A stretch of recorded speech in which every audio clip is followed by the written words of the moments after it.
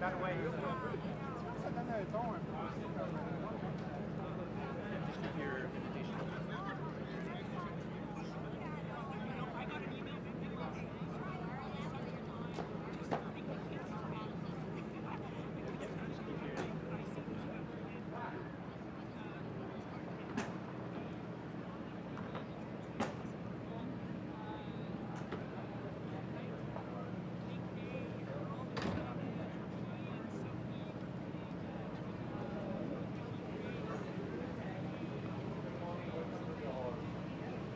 Your invitation.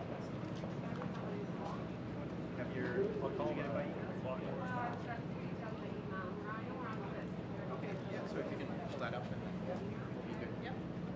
You can just walk in. Yeah.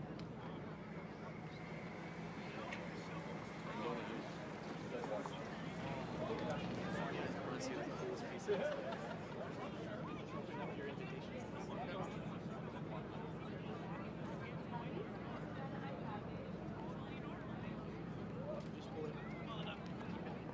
Keep it open as well.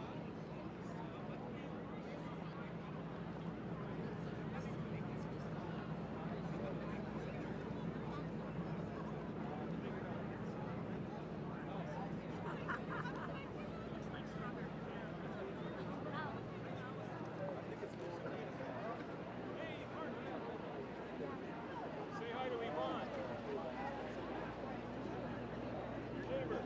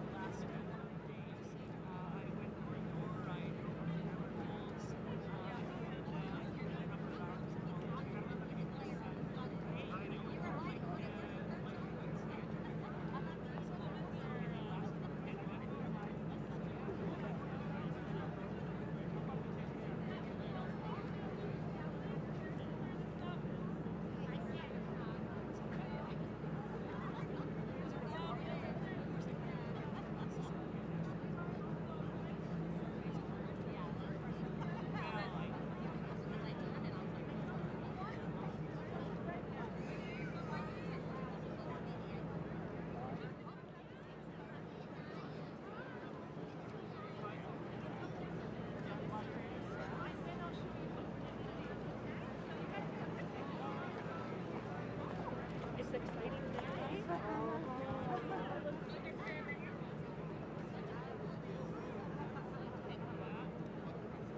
Ella, your hair looks just like Mommy's. Her hair looks just like So, you know where we wait right now? We wait right in this triangle. This triangle is all ours. You see the triangle? Okay. I made the lines for you last night. Oh, perfect. Thank you. I'm Margaret. I'm Hi. Christine. Hi. We spoke on the phone. Goody, yes, I'm nice. Allie. Nice Oh, so purse. nice to meet you. And that is oh, I'm sure you did. I'm sure you did. If you excuse me for 1 sec, I'll be right back. Come with me.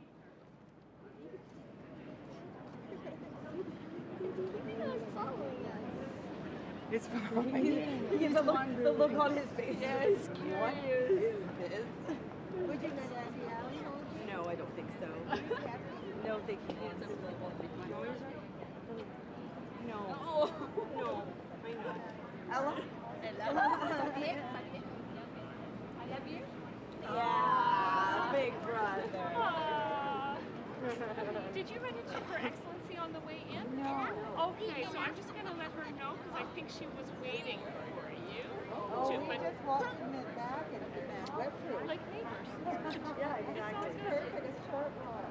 And we put out toys for Adrian. Madame put them out this morning. And Jenga blocks. Are you good at Jenga? Yeah, he loves it. I'll be right back in 1 second.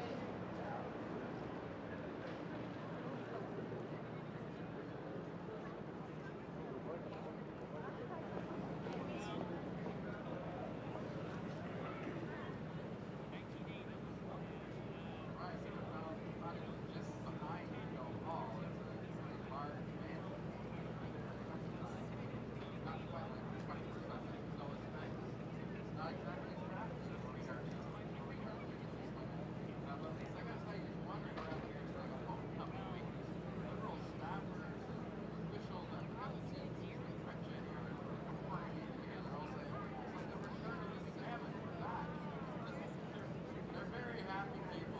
Can we make a little plan? Oh, but this is Brief. so when we see Mommy and Daddy coming over there, if you want, you can run down and give them a hug. Oh, well, this one without question. Well, we have to hold. It's like one of those races where we have to wait till Just the for the right start, time. and then Okay, and then we go. We'll try telling him that. No, that's why Mary Lou's Yeah, here. we'll have him facing that way, like Papa is in sight, because he's amazing. He was so cute. You guys were all so great on Halloween. Oh, I was Winnie the Pooh. It is a new generation of Trudeaus at Rideau Hall today. There you see Ella Grace, the daughter of Canada's 23rd Prime Minister, Justin Trudeau, along with their other kids, Xavier and Hadrian. And with them is their grandmother, Margaret Trudeau. For her, of course, this is no mystery. The swearing in, something that she did with her husband Pierre many decades ago. Good morning and welcome to this online edition of globalnews.ca. I'm Tom Clark and I'm sitting here with Ottawa Bureau Chief Jacques Bourbeau. Jacques, Justin Trudeau promised sunny ways during the whole campaign, and what have we got today? We've got probably one of the nicest, warmest, sunniest November days in a very long time in Ottawa. Certainly, the weather is cooperating, Tom, because in November you can you can have some miserable, cold, rainy days. And I can remember cabinet shuffles and swearing-ins in the depths of winter in January, where reporters, it was a tough challenge just trying to keep your lips from freezing when you wanted to ask questions of the cabinet ministers walking out of Rideau Hall. So certainly you couldn't ask for a better day for an occasion that is brought in hundreds and hundreds of Canadians, visitors here to the grounds of Rideau Hall, who are lined up to see Justin Trudeau and his new cabinet, who should be walking up the driveway to Rideau Hall in the next little while. So luckily for them, they didn't have to pack their woolies for today's event. We're expecting Justin Trudeau and his entire cabinet to be walking up the driveway to Rideau Hall in about 2 minutes from now. We've had the 2-minute warning. We're online, which means that there are no commercials. We can have interesting conversations, interesting observations. This is going to be a lot of fun. Swearing-ins, especially when a government changes like this, are very historic moments. They're fun moments. They're a great celebration of our democracy and the way that power transfers from one hand to another. It is almost unique in the world. There aren't many countries that are this peaceable and that can see this transfer happen. What you're looking at now is the main gate of Rideau Hall, and just across the street is 24 Sussex, what we call the condemned residence at the moment.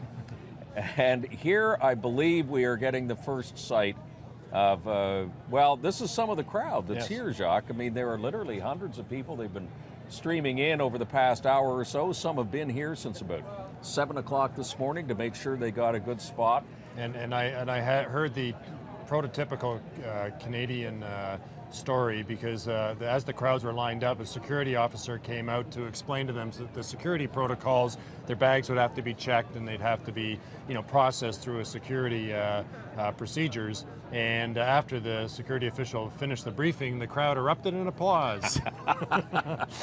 So thankful. But it shows you, I think it's reflective of the mood. It's a very, very, it's a happy occasion, certainly for the Liberals, but there's a very buoyant mood in the crowds. One of our reporters was speaking to somebody. They drove up last night from Burlington, and it was a father and son, and the father had attended the swearing in of Pierre Trudeau. So it's there's a great deal of interest, and certainly this is something that we didn't see under the Harper government. The grounds were open, and a few people might have been there thinking they were just doing a tourism. I think you were telling me that On one of the occasions that Stephen Harper was here, there was a father-son from Calgary who were here by accident. By accident, they had come to Rideau Hall hoping just to see, perhaps get sight of the Governor General, and much to their surprise, there was the Prime Minister calling the next election. Again, you can see these shots of these Canadians, by the hundreds actually, stretching all the way down that driveway. We expect that as the Prime Minister designate, as he will be for about the next 45 minutes in any case, as he and his entire cabinet walk up, they are going to be glad handing their way through. The official schedule has put aside 15 minutes for the walk from 24 Sussex over to Rideau Hall, a stroll that would normally take you no more than about 5 minutes if you were walking normally. I suspect that this may be a very long walk for Justin Trudeau and his cabinet. And imagine if you're one of the handlers for the Prime Minister designate and you know you have a schedule to stick to, and we know Justin Trudeau, he really feeds off crowds. He loves to plunge in, he likes to take selfies, he likes to, make that personal connection with individuals. So for him, when I look at this is a very long line. And as I said, for his handlers, they're going to be looking at their watches going, let's speed things up, but that's not his style. So I want to get to the great guessing game, which is going to be over in about 20 minutes when we actually find out who's in what job. I want to get to that in a second, but there's something interesting in terms of the schedule here, that he is going to be sworn in at about 10:35, and when he signs the oath, he then becomes officially the 23rd Prime Minister of Canada, and for the first time is a Prime Minister who had a father as Prime Minister. It's the first family dynasty we've ever had in this country. So it will be history making in and of itself. But then the interesting thing is, after that, he is going to be holding a Google Hangout with 5 different schools across the country, both in English and in French. The first Prime Minister ever to do that right after his swearing in. And he's doing that before he holds his first cabinet meeting. I think one of the hallmarks I think that Trudeau will try to establish is one of openness and transparency. Certainly they had a big part of their platform was about reforming Parliament and reforming the way politics is done in Ottawa. And certainly so far he's sending out all the right signals that he intends to abide by those commitments. I just want to point out, I don't know if we can get it on screen or not, but Jerry Butts and Katie Telford are walking up. Jerry Butts being the new principal secretary, Katie Telford being the chief of staff, and Jerry, Cyrus reporter, how are you? So these are the senior staff that are walking up right now. And they are the architects in many ways of this Liberal victory. And there's Katie, yes, chief of staff who ran the campaign. Katie Telford and Jerry Butts have been friends of Justin Trudeau. They were all in debating societies at universities. There you can see he's getting some hugs from some well-wishers. That's Jerry Butts. And an incredibly tight little group between Trudeau, Telford, and Butts. And even the Conservatives and the NDP conceded that the Liberals ran a great campaign. And I think a large part of that goes to Butts and Telford, who spent years preparing both the party and Trudeau for this election. And in case you were wondering what sort of crowd it is, I can't think of many crowds where Jerry Butts would walk by and the people would cheer. So I'm assuming a lot of people here are Liberals.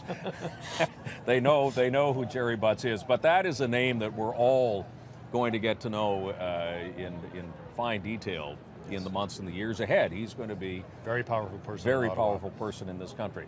Okay, so to the grand guessing game. And we're just waiting now. They should be coming through any minute. They've all arrived by bus, incidentally, which is interesting. Again, another first. It's a day of firsts here in Ottawa. Of course, we're all going to be looking at those first shots of the cabinet to see who is standing next to Justin Trudeau. It may mean absolutely nothing. There again are his kids. What a day for them. And I can't help but think, and I remember this when Pierre Trudeau was sworn in actually for the second time, and Justin Trudeau was a little kid standing outside of Rideau Hall. I remember being here when that happened. So there really is a cycle here. The big question, whose finance? That's the most powerful portfolio in every government. and we'll know, as I said, the guessing game will be over soon, but the consensus seems to be landing on Scott Bryson from Nova Scotia. Absolutely, that's a name I kept hearing, and it's, as you point out, it's a key position, and whoever fills that position, they've got to get to work quite quickly, because the Liberals do want to bring Parliament back and institute their middle class tax cuts and their new child care benefit. Then that person has to craft a budget, which will be a significant budget, because it'll be spending lots of money, especially in the areas of infrastructure. And Scott Bryson was a key part of the Liberals' economic team, and former Minister of Public Works, and former investment banker. So he has done a lot of outreach to Bay Street. He's well known there. From the people I've spoken to the last few days, there's a comfort level with Scott Bryson, and I think that's something the Liberals, that's what they need. I think any incoming government, you have to make sure that you have a finance minister that is going to be seen as someone that's competent and that is going to be able to get to work, especially in this case, get to work quickly, because as I say, they're going to have to take a look at those books. They're going to have to make some, lot of important decisions very, very quickly. And the name I just kept hearing was Scott Bryson. I took him up in the West Block plane for a little plane talk, obviously prior to the election. And what I discovered about Scott Bryson is that he's a huge fan of country music, and he loves Conway Twitty more than anything else. So the finance department bureaucrats better get that on their iPod playlist. Exactly. He's also going to be the first, again, another first in this country, openly gay finance minister. He is married, a long-time marriage to his partner. And what's significant about that is it's not an issue. I don't Not think. at all. Not at all. And you go back 20, 30 years ago, that would have been revolutionary. Yeah. And now it's just part of who he is, and really nobody thinks much about it. Those pictures, if we can just go to it, of the Trudeau kids, they obviously don't have difficulty with cameras, which is going to be good for them, because there's going to be a lot of cameras around those three kids for at least the next 4 years. You were mentioning the role of experience and a steady hand. I mean, when you take over government, it's governing's hard, as they say. It's sort of like comedy, and you need some experienced hands around. And they've. Okay. Let's go to the pool now. Some interesting guests here. There's Jean Chrétien. Yep. I understand John Turner, former Liberal Prime Ministers, both are going to be here. Some former Governors General, Adrienne Clarkson, is here as well, with her husband, John Ralston Saul. So it really is sort of a coming out party for that generation that existed here in Ottawa before the Harper regime came in. And they all seem to be coming back. But you're talking about experience, and certainly you're going to see a lot of new faces in this cabinet, but you're also going to see, as you said, they need some people who have experience governing, that have been around the political block a few times. As somebody explained to me, when the cabinet sits down for its first meeting today, for a lot of people this is all going to be new territory, and you need those experienced voices and frankly mentors, that people new cabinet ministers can turn to and say, look, I've never dealt with this particular issue or problem before. How do I handle it? And it's also about forming alliances in cabinet, that if you want to push an agenda through, you have to do, and they can learn a tremendous amount. So you're going to see people like Marc Garneau, Stéphane Dion, Dominic LeBlanc, Ralph Goodale, people there with a lot of experience, a lot of stature within the party, and they are going to have key portfolios. But I would also say they are going to be stabilizing influences for a cabinet that, frankly, is likely to make some mistakes. Especially, you're putting a lot of political rookies in powerful positions, and you've got to think that it's going to be a bit of a rocky road for some of them in the first few months. Well, here we go. Here is something that isn't new, but the new cabinet is being led in by a piper. So they are just beginning their walk through the gate right now. And I would imagine in mere seconds from now we'll catch a glimpse, I think you can see, of the Prime Minister designate. There he is. With his wife Sophie. And his wife Sophie Gregoire Trudeau. We've seen their kids. And as they walk up, we'll pause every now and again so you can listen to hopefully some of the conversations or at least the sounds of this really quite historic day here in Ottawa. Well, there it is. There's the first glimpse of the cabinet. Interesting that right beside him is Dominic LeBlanc, his longtime friend. Justin Trudeau and Sophie spent time virtually every summer at Dominic's cottage in New Brunswick. Interesting that when Dominic's father was the Governor General and Pierre Trudeau was the Prime Minister, Dominic babysat Justin Trudeau. So they've been friends for a very long time. Dominic is going to be quite a force in that cabinet. We're waiting to find out what job he has chosen, because literally I think he'd be allowed to choose whatever job he wanted. And there's Catherine McKenna in the front row, and Yeah. she, newly elected in Ottawa Centre, defeated Paul Dewar, a prominent NDP MP, worked on the mission to UN mission to East Timor, and interesting that she's right in that front row.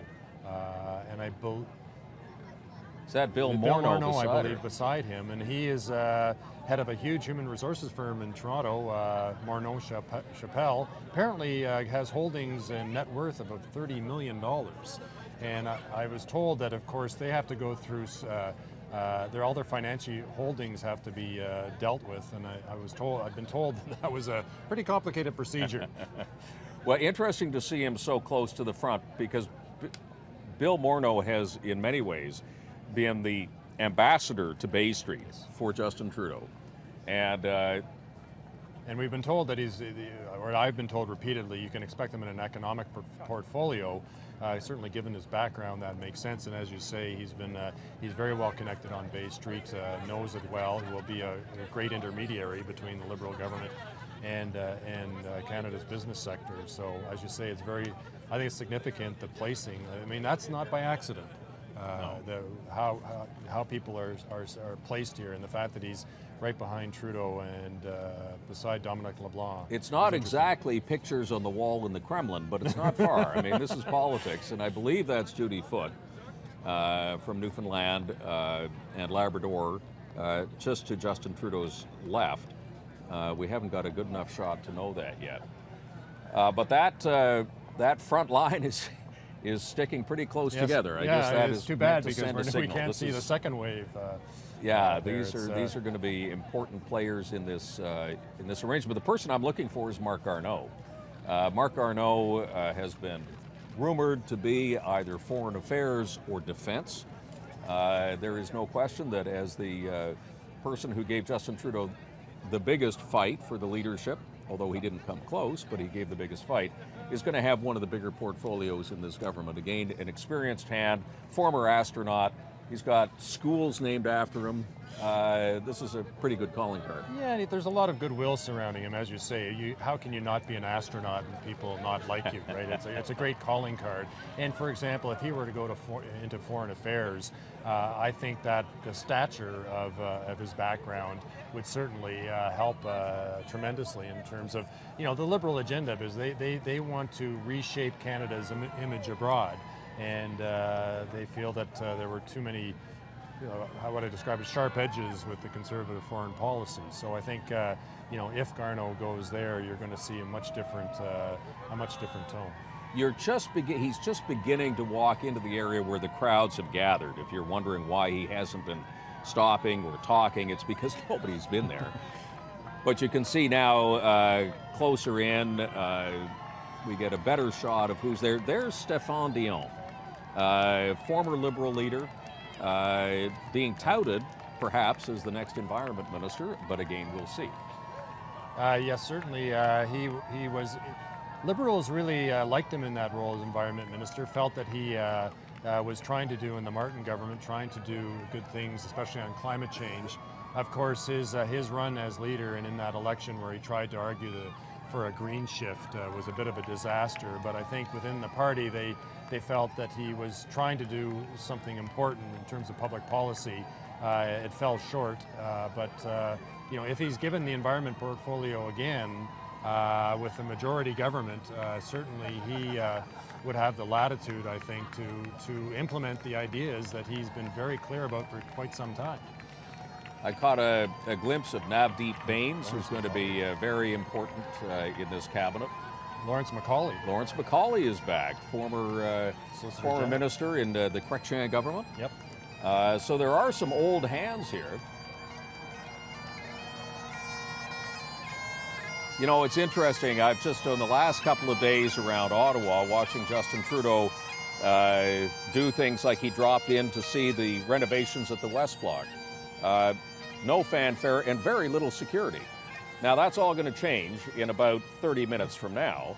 Well, I remember the day after the election, he went to the Montreal Metro and met with commuters there, many who were taken aback. They didn't, they were walking up, and all of a sudden they see the Prime Minister designate.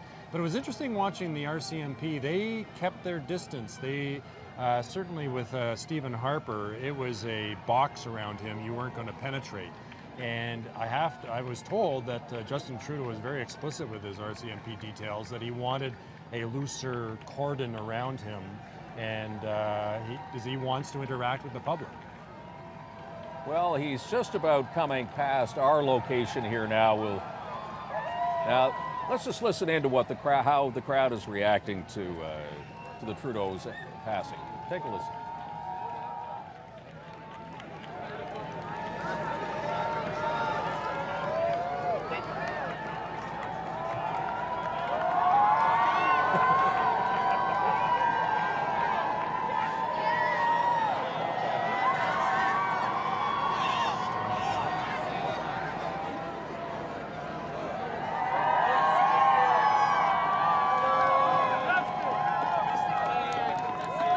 Is one happy crowd that just walked past us. There's some surprises there. Carolyn Bennett-Jones is there. She's Kirsty a medical Duncan. doctor Yes. from downtown Toronto, St. Paul. She's been carrying the Liberal banner since 1997.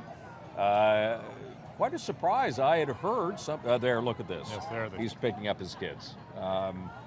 Kirsty Duncan was there as well. Yes. She sat on the UN Intergovernmental Climate Change panel. You know who's not here is Andrew Leslie, former commander of the Canadian Army, a star candidate, but obviously not in the top tier of cabinet. What we are hearing is that those who don't make cabinet may have some specific assignments given to them that are not cabinet level, but that are big jobs. For example, somebody may be tasked, for instance, with handling the Syrian refugee relocation. 25,000 in the next month or so. It's a Herculean task. Maybe somebody like a former general might have a good idea of how to do all that.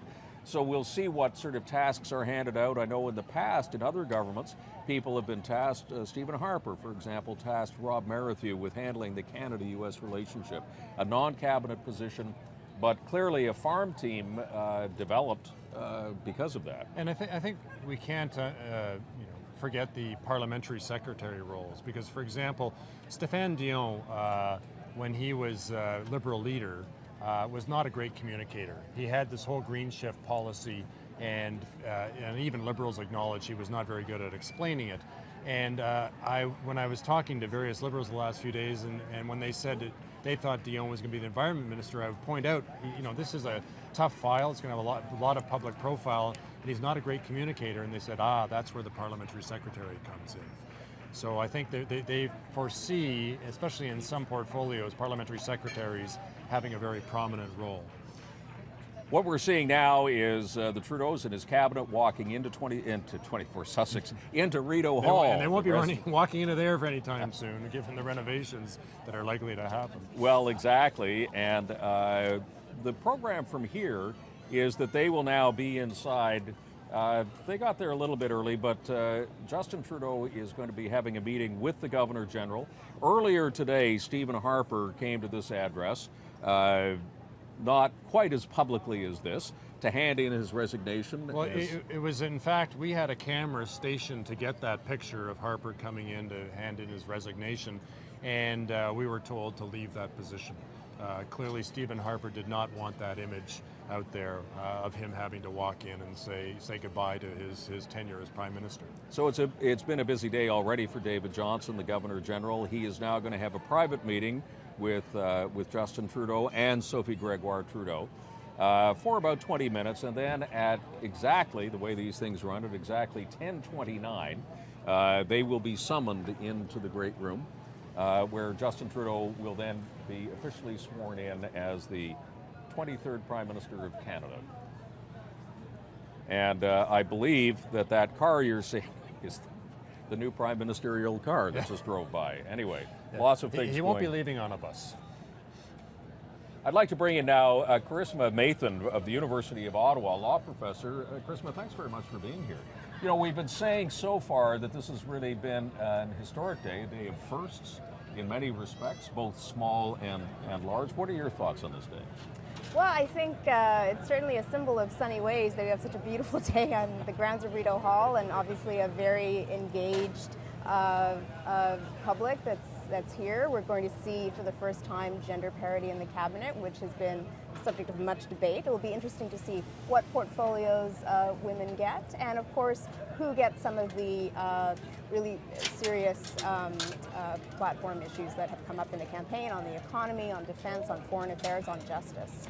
And I should point out to everybody that list of who's in the cabinet should be delivered to us probably in the next 5 minutes. So we probably shouldn't speculate because we'll get it wrong and we'll be proved liars within a couple of minutes from now. But you know what was interesting, Jacques and I were noticing that there were a lot of old hands, a lot more than we thought would be in there. There's Lawrence Macaulay, who is in the cabinet. Justin Trudeau, obviously, from just the looks as they walked by us, looked as if he really reached into the experienced part of the cabinet more than of his caucus rather than the new ones. Some of that may also have been a function of where his gains were. So the Atlantic Canada, many senior people came in, and you have to have regional representation as well. So he probably faced a difficult juggling act in putting the cabinet together. Charisma, in terms of what he's doing, he's starting off with a bang. He's going to 4 international conferences right away. He's going to the G20, then he's going to APEC, and then he's going to the Commonwealth Heads of Government, and then dropping in, at least for a day, if not longer, into the Paris Climate Summit, all within about a 3 or 4 week period after becoming Prime Minister. But from your point of view, what is the one thing he has to do in the first 60 days of being in power?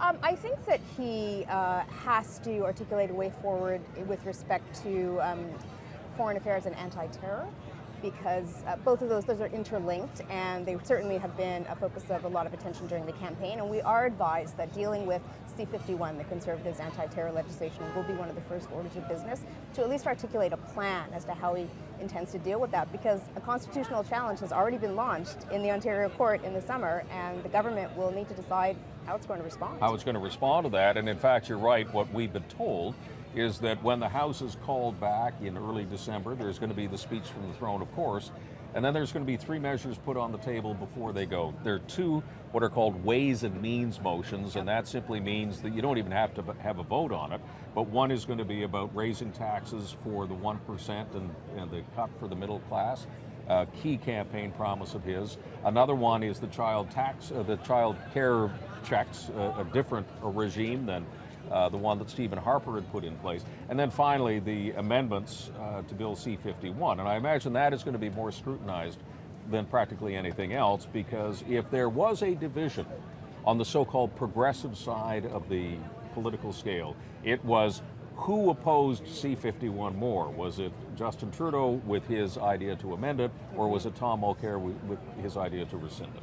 Well, and certainly repealing it is the easiest to do legislatively, but Justin Trudeau made it clear that he felt that there were areas in which cooperation might be improved and that security could be enhanced while respecting Canadians' civil liberties. And so it's a balancing act, and we're going to have to see what the priorities are that the government identifies in terms of what will be changed, what will be left on the table, what might be enhanced, what might be rolled back. I know that one of the other areas that you've looked at and studied is what's going to happen in the Senate. There's a particular challenge there for Justin Trudeau. We're not sure how that's going to play out just yet. But because he kicked all the Liberals, former Liberals, out of his caucus, there is no so-called government leader in the Senate. There's not even a speaker in the Senate at this point, although the old one, but nobody expects that that's going to last. Is there an easy way around the Senate conundrum for him? Not unless he goes back to the old ways of appointing senators by his own discretion and having them in his caucus, because he has articulated, in a sense, the most challenging goal and vision, in that he clearly respects the role that the Senate plays, but wants to improve its public legitimacy and the perception that the people who are in the Senate are not there just because of political leanings. But we haven't really gotten details as to how he expects that to work. He's going to have an ambitious legislative agenda, and the Senate, of course, must be involved. I just want to point out that all the cars that have been going on behind you as we've been talking here, most of them have been from ambassadors who are here. Although one thing I wanted to point out was that the American ambassador, Bruce Heyman, didn't take a car. He walked up the driveway just before Trudeau did. I understand from sources in Washington that there is going to be an early meeting of Barack Obama and Justin Trudeau, possibly a very major visit down to Washington at some point, but they'll talk to each other at these international conferences. Just before I let you go, I'm wondering if, you know, we talk so much about the change of tone, how things are just in terms of the climate, in terms of how people talk to one another and how government speaks to the public service and to the Canadian people. What are your expectations for tone, or are we making too much of it? My expectation is that we will in fact return to an older tone that in my studies and experience dominated particularly the relationship between the Prime Minister and other branches of government, like for example the courts. And we will see respect. I mean, disagreement is healthy. There's nothing bad about disagreeing with, for example, a court decision, but you have to channel that in appropriate ways. And I think from the tone that the Liberals sounded during the campaign and things that our newest Prime Minister has said, I think we will see a return to that more respectful tone that recognizes debate and disagreement is healthy, but not attacks. Okay. Karishma Mathan, thank you very much for being here. Professor at the University of Ottawa. I appreciate your insights. Jacques, tone, I was just talking to Karishma about that. You've been around this place a very long time. I think that we've already seen a somewhat different tone, if you can describe it as that. I mean, Prime Minister walks by and he actually waved to the media, which is something we haven't seen for a while, or at least used all 5 fingers to wave. Exactly. Yeah. And you know what? I can remember there were many cabinet shuffles that Stephen Harper had during his tenure, and we weren't even notified. And it just had this sort of furtive appearance where they just sort of in the middle of the night they showed up at Rideau Hall to be sworn in. And you know, it just to have this to be so open and accessible, you know, I think it's very symbolic, and Trudeau is trying to send a message that it's going to be a very different tone. And as Karishma said, I mean, there's, you know, that tone carries in so many different avenues, whether it's the relationship with the premiers, whether he's going to be open to have First Ministers conferences, something that Stephen Harper was loath to do, the relationship with the media. With the Conservatives, it was a very contentious relationship, and so far Trudeau has been much more open and accessible, and we'll have to see whether that continues once they assume power, because of course when you're in power, openness and accessibility can sometimes be at cross purposes to exercising that power. So certainly, you know, I think there's a lot of symbolism in what we see today, and I think, you know, certainly when he won the election and said sunny ways, you know, he's setting a pretty high bar there, and he's going to have to, you know, change the tone in a whole series of areas to be able to live up to that statement. Well, you know, somebody who may know something about the new tone and the way things are going to be joins me right now. Dan Lozon, how are you? I'm very well, Tom. Thanks so much for Let having me introduce you to Canadians who may not know you, and everybody, you're going to get to know this guy really well over the next 4 years. Dan Lozon, Liberal Communications, have you got a title yet? Mm-hmm. Well, I was the media relations lead for the campaign, and that's a role that I'm continuing now, so really happy to be doing that. Campaign's over. I know, and so I'm here. They asked me to be at Rideau Hall today, and I said yes. Terrific, okay.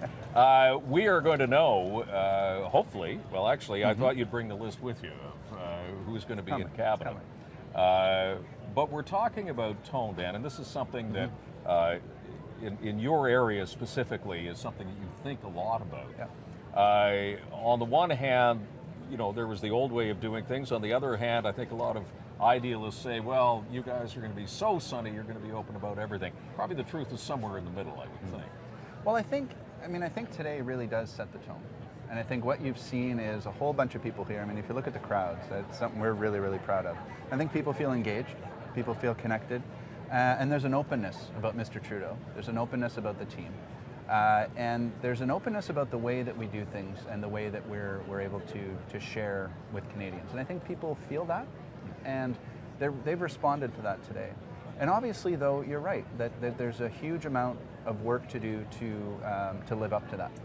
And I think that we'll do everything we can. There's a huge amount of responsibility that comes with that, and we will do it. But you know what? They walked the talk this morning, right? We ran a campaign on real change, and they came up that drive and they walked the talk and they engaged with people, and you're already seeing a different tone. So by that mark, I think it's been a pretty good day so far. Gender parity. This was a big promise for the Prime Minister. In the last couple of days, some media pundits were pushing back and saying that it violates the principles of meritocracy, and it engendered a very strong debate. Are you surprised by that commitment ran into some headwinds? We're extremely proud of the fact that this is the first cabinet in history to have an equal number of men and women. But I also saw a lot of things coming up that drive, right? I saw a huge amount of talent, a huge amount of experience, new faces, experienced faces. I think we should be very, very proud, and Mr. Trudeau should be very proud of the team that he's built over the last few years. I think the Liberal Party in general should be very proud of the team that it's been able to maintain, and the energy and the connection that they've had with people across the land. There's a lot of talent, there's a lot of experience, there's a lot of diversity, and yes, there's gender parity in that cabinet. I think that's something to be proud of. It's open for debate, of course, but we're very, very proud of it. John? You know, of all the, and I'll give your team absolute credit for this. I've been covering swearing-ins for a while now. There's always at least a serious leak that happens before. This one was probably about the tightest that I've ever seen. One of the interesting things was, though, that in all the speculation, whether it was informed or otherwise, everybody missed the name of Lawrence MacAulay, and yet there he was walking in the crowd. I mean, PEI. Yeah, PEI. Instructive, I guess, of the fact that the new Prime Minister is reaching for as much experienced and old as he is new and untested. Well, I'll give you experienced, and I think that, yeah, absolutely. I mean, you know, another thing that we're very proud of course, is that there is representation from every province and even the far north. And we will, you know, what you'll see inside and what you've seen walk up the drive is again, that balance and that of talent, of new faces, of energy, dynamism, and diversity, but also that regional representation. And we're very fortunate, I think, to have that balance of experience and new faces. You know, your schedule for the first little while is pretty daunting. You've got the Prime Minister, I guess I can call him that. Well, Prime Minister designate for the next 15 minutes. That's right. But you've got him going to 4 major international conferences, all within a period of 4 weeks, while at the same time putting the finishing touches on the throne speech, and at the same time coming into the Christmas season.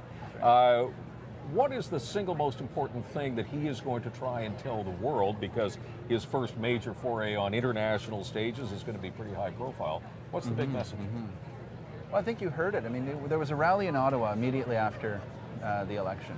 I think it would have been October 20th. It was a rally where he says, I have a message for the world. We're back. It's collaboration. It's openness. It's a new way of doing things. It's the fact that we're willing to engage with people. We're willing to talk with people. Again, you know, I bring it back to today in the ceremony. There's a huge crowd here because they think that they connect, and they're proud of what Canada can be again. They're proud of what it means to be Canadian. I think it speaks to that. We're very fortunate to run an extremely positive campaign. People around the world have responded to that. People in this country have responded to it, and people around the world have responded to that. I can tell you from having received all kinds of media requests from right around the world. It's incredible. The interest that we've generated. And I think all Canadians could be really, really proud of that. I just want to break in here for a second, Dan, to tell our viewers what they're seeing. This is everybody getting ready for the swearing in. The Prime Minister designate is still meeting for the next 6 minutes, by my watch anyway, with the Governor General. I'm sure they're discussing old times and future times. All right. Some interesting faces in that crowd. John Turner, former Liberal Prime Minister. I know that Jean Chrétien is here as well. Quite a gathering of the clan, if you want to put it that way. But you were talking about what people were thinking and what they were feeling at that time that the new Prime Minister walked up. Our Mike Lecouture was in that crowd. And as we see Jean Chrétien there, let's go to Mike Lecouture, who's been talking to some people in the crowd. Mike. That's right, Tom. Walking by just a couple of minutes ago, Justin Trudeau and his cabinet, passing many of the people here, such as my next two guests. Just introduce yourselves, if you don't mind. Sure. Good morning. My name is Stephen Blau. I'm originally from Brooklyn, New York, and I've been living in Toronto for a couple of years now. And yourself, ma'am? Mireille Bonnet from Quebec City. And so how was it? How was the experience seeing him go by? Well, it was so amazing to be here today. I don't think that it's ever happened before, to be so close to the people you work to make sure that they would be elected, to make sure that this new government would have a new way of doing business. This is wonderful to see it in person this wonderful, beautiful day.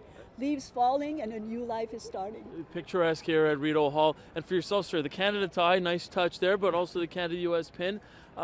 Being originally from Brooklyn, I mean, how is this for you, being able to see this? It's fantastic. I really enjoyed watching this election. It's fun to see Canadian politics in action, a little bit more moderate than the U.S. at times, and how open it is. So I took the opportunity to come out and see it live. What is it about Trudeau that sort of strikes such a chord with people, you think?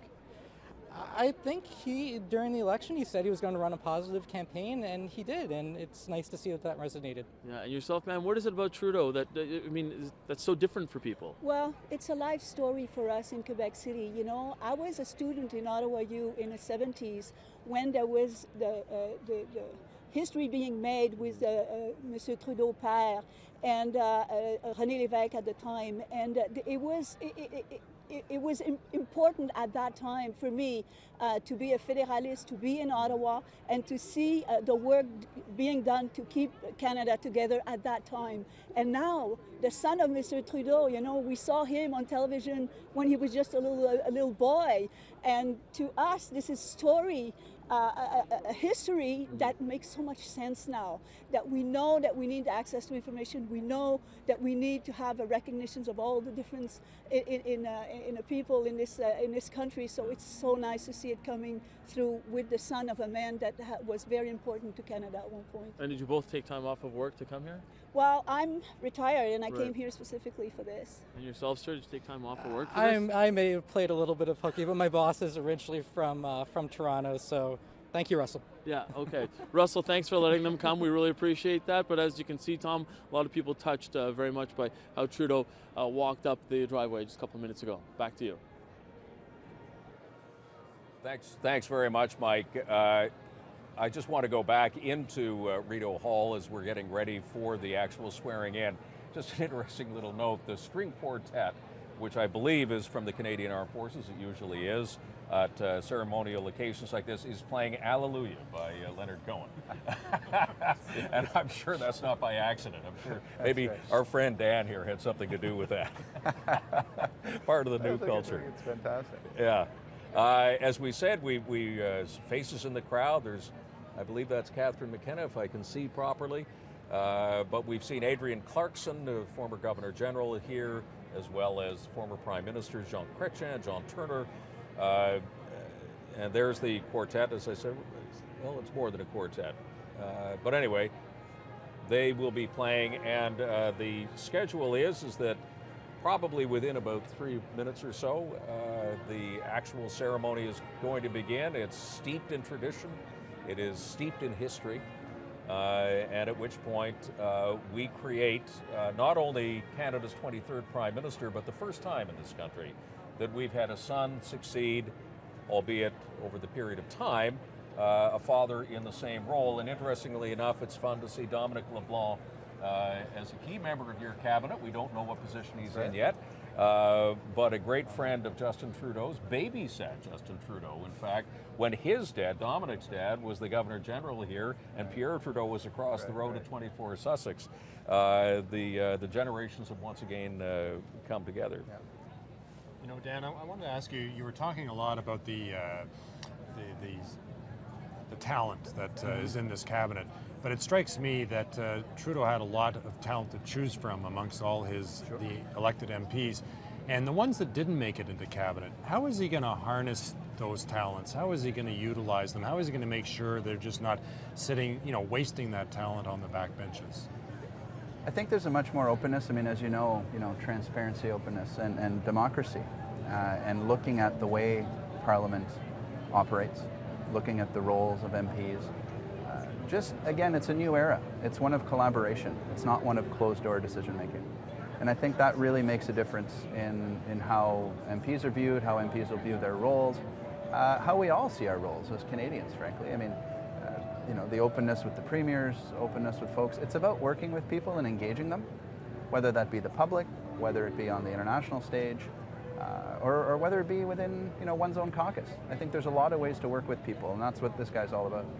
One of the things that we've seen previous governments do, to a small degree, the Harper government did this at the very beginning, but Ontario governments have done the same. That when they've got a wealth of talent and they don't know quite how to fit everybody into the funnel, that they can give specific assignments, non-cabinet assignments, but important jobs to talented people. Not that I'm asking you to give much away, but can we expect to see that in this administration? I don't think I'll speculate on any of that, to be quite honest with you, Tom. Well, I know you'd love me to. We've only got 3 more minutes before we find out. So don't get in trouble. It's one of those things that there's a lot of ways. I'll say this. There's a lot of ways to work with people, and there's a lot of ways to engage people in the important business of governing. And it's not just about the cabinet, and certainly not just about the Prime Minister. And I think Mr. Trudeau's made that very clear. The Prime Minister designate's been open to working with others, and he will continue to do that. And there's important jobs for everyone, because governing the country is a hugely important, massive, and even daunting responsibility. So there'll be a role for people. What we're hearing behind you, they're just setting up giant screens so the people here can actually see the swearing in on the jumbotrons. And people love saying check into microphones. Dan, just a final question for you, because I guess some cynics have suggested that this is the beginning of the end of the honeymoon for the Trudeau government. A honeymoon that may go on for a very long time, we'll see. But this type of openness that you're committed to is not risk-free. Are you prepared for what could happen when things are said by members of cabinet that perhaps the Prime Minister doesn't agree with? In other words, have you sort of gamed out the control situation and how damaging those risks could ultimately be to you? I think if the campaign's taught us anything, Tom, it's that risk can be rewarded. I mean, I think that we really took we took some risks in the campaign. It wasn't a safe campaign. We campaigned on real change, and change means doing things that haven't been done before. Change means inviting the public to come out and watch. Change means having that. And of course, there's inherent risks in a lot of things, but I think what we've seen in the past is that the real risk is being extremely closed. If you make it all about a one-man show, then eventually, the need for collaboration in that takes over, and the need for openness really comes back. And that, I think, is what we're seeing today. It's the beginning of a new chapter in history. It's the beginning of a new chapter for the Liberal Party. It's a huge honor to be part of it. I'm sure every single person in that room will tell you that that it's an awesome responsibility, and it's one that they take very seriously. That I'm sure the Prime Minister designate takes extremely seriously. It's one that I'll take seriously as well if I'm asked to play a role. Well, if I hear anything about your job, I'll Please let you do. know. Yeah. But Dan, in the meantime, we see that Jerry Butts has just sat down, which means that we're getting pretty close. Thank you for taking the time out to talk to us, and congratulations. Have a lot of fun with this. Thank you very much, Tom. Much appreciated. Dan Thanks, Lauzon, who you're going to be seeing and hearing a lot about in the days, weeks, months, and even years ahead. Jacques, once again, we're taking a look at the inside of the swearing-in hall, and we are perhaps just moments away, not only from the ceremony beginning, but moments away from being able to tell everybody who's actually in the cabinet. And it's been the biggest guessing game in Ottawa in the last few days. This town has been abuzz. I went to see Bob Rae give a speech at the Canadian Club. There were a number of Liberals there. And boy, oh boy, it was hot and heavy, the conversations about who they thought was in cabinet, who wasn't. But what I thought was interesting, there was a lot of speculation about who was in and out, who was out of cabinet, but nobody seemed to have any handle on who was going to get what job. So it was very tightly held, that information, and you know, I think there's going to be a lot of Liberals close to the centre that are going to be just as surprised as we are and as Canadians are about who actually is going to make it. As we see Jerry Butts and Katie Telfer sitting there as they have for so long, comparing notes, very important. Let's just go to our colleague Vashi Kapelos, who is also on the grounds. Vashi.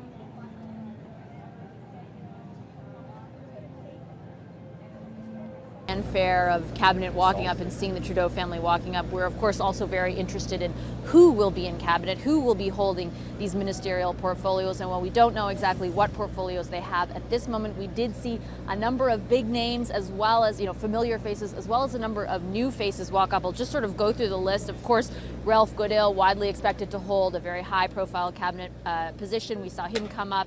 He's a longtime Saskatchewan MP, very much a high profile member of the party. Then of course we had Marc Garneau, another MP, former veteran, who likely we've heard could be holding the ministerial portfolio of Defence or Foreign Affairs. We've got Dominic LeBlanc, a longtime Trudeau supporter and a big name for the party out east, alongside one of his colleagues, Scott Bryson, out east. We also saw him walk up. We've got John McCallum, who was once finance minister, so he'll be back in cabinet this time around. Another familiar face, an MP, Toronto area MP, Kirsty Duncan was there. As far as newer faces, Chrystia Freeland, of course, one of the newer MPs the last time around. She's here, well-known journalist. Bill Morneau, very well-known on Bay Street. It'll be interesting to see if he holds the finance portfolio or what portfolio he ends up in, as well as Jody Wilson-Raybould, who won in that new riding of Vancouver-Granville, who will be one of the newer Aboriginal representatives on this cabinet. We've got Melanie Joly, a close Trudeau friend from the Montreal area, and then two MPs from from Alberta, Kent Hare and Amarjeet Sohi. So that's big representation. That's about half the number of MPs total in Alberta will be serving in this cabinet. So a lot of new faces, a lot of familiar faces. It'll be very interesting to see what portfolios they hold, who gets what portfolio. We also know there are some familiar faces who we didn't see here. Top of that list, of course, would be former Toronto Police Chief Bill Blair. I don't think I saw Adam Vaughan, and then also Andrew Leslie, a very well-known military figure who was expected to possibly hold a portfolio, but we didn't see him walk in. So we'll continue to keep an eye on who's in and who's out, and I'm sure we'll have more for you later. Back to you, Tom. Thanks very much, Vashi. We are mere moments away now from being able to tell you who's in the cabinet. As soon as Justin Trudeau, as soon as the ceremony says we now present, sorry, let me back up. This is the 23rd Prime Minister, but it's the 29th cabinet since Confederation. And as soon as we hear, here is the 29th cabinet, by agreement at that point, we can tell you who's in. But you know what? We can speculate about one thing, Jacques, before that. One face that I did not see was Scott Bryson. Yeah, I didn't see him, but in fairness, we didn't. When they went by, it was fairly crowded, so I'm not. I wouldn't want to say definitively that he's not in cabinet, but it's just so hard to tell whether. I'm told that in fact he was there, but he slipped by. He slipped by, and the thing is frankly, he probably slipped by because I was so surprised to see some faces there. Carolyn Bennett, I had just not heard that name from anybody. Kirsty Duncan, some people had said that she was going to be in cabinet, but I wasn't getting a strong sense of that. Lawrence Macaulay, kind of out of left field. I want to just point out here, we're watching, of course, Margaret Trudeau, one proud mother today. She watched her husband be sworn in as Prime Minister of Canada. Now she's watching her son being sworn in as Prime Minister. She and Justin have had a very close relationship over the years.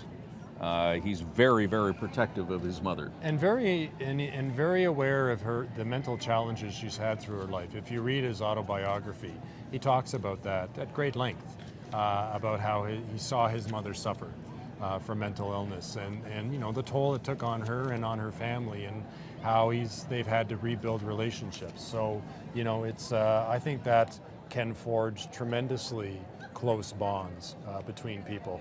And you know, clearly she is here front and center at this ceremony today. She was, I guess, put in charge of the grandkids as Justin Trudeau and his wife Sophie Gregoire came up the driveway of Rideau Hall. So certainly, you know, it's really the joy on her face is something to behold. This has got to be just a wonderful day for her to see her son assume this role and to be with her grandkids. You know, just she's probably going to be doing a lot of babysitting in the years ahead, which I'm sure they're quite happy about. We're going to see some. When we finally get going, we're going to see some faces that, quite frankly, will be brand new to Canadians, certainly brand new to people in Ottawa. Many of them not even on the speculation list that has been out there. And you know, they're going to have, and some of them are going to have, well, given us the fact that it's a smaller cabinet, they're going to have, you know, there's no sort of lightweight portfolios, I don't think. That's what we've been led to believe. So everybody's going to have to do a lot of heavy lifting. And if you're a neophyte politician, I mean, it's sort of hard to find the bathrooms on Parliament Hill in your first few weeks. So imagine being a cabinet minister. You know, we've been talking a lot this morning about the first 4 weeks for Justin Trudeau. He's going to be spending a lot of time on the Prime Ministerial aircraft. He's going to be going to Ankara, Turkey for the G20, followed by going to Manila in the Philippines for the APEC conference, then back to Malta for the Commonwealth Heads of Government. There we can see the oath that will be read for swearing in the cabinet and for swearing in Justin Trudeau. And then, of course, going to Paris for the climate conference. So he's going to have a chance to meet world leaders very, very quickly, much more so than most prime ministers would, just because of how this is going. And as I was saying earlier, our understanding is that he's also going to be meeting Barack Obama very soon as well. Let's just listen in.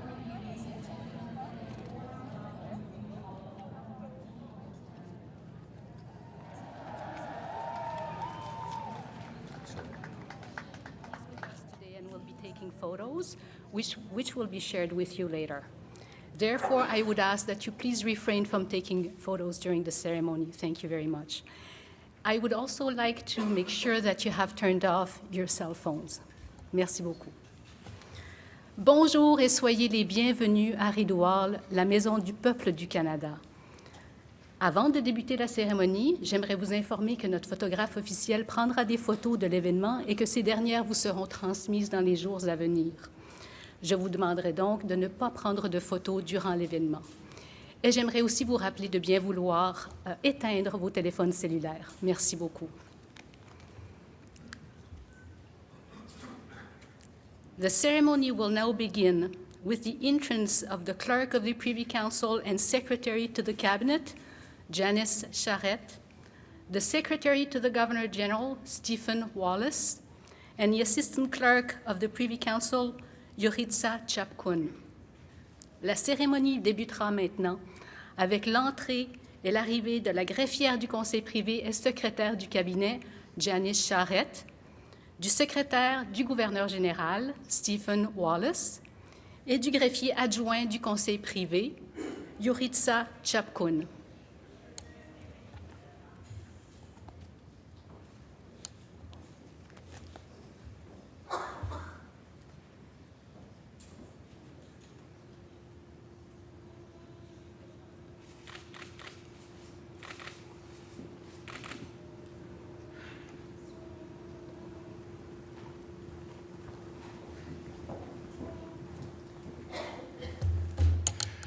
Good morning.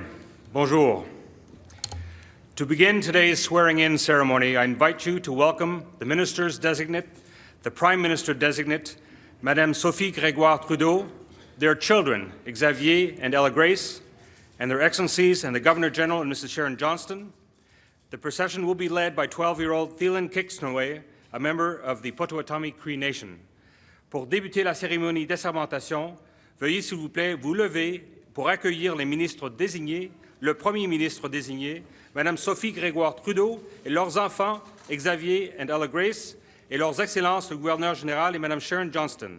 La procession sera menée par Thielen Kixnoe, un jeune homme de 12 ans, membre de la nation Cree Potawatomi.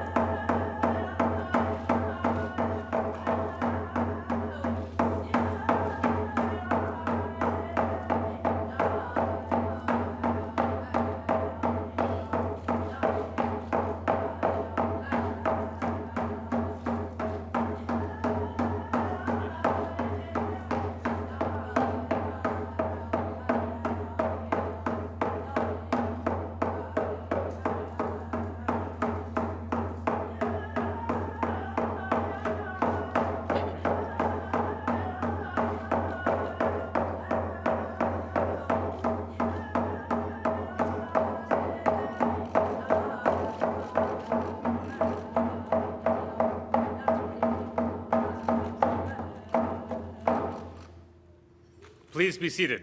Veuillez vous asseoir.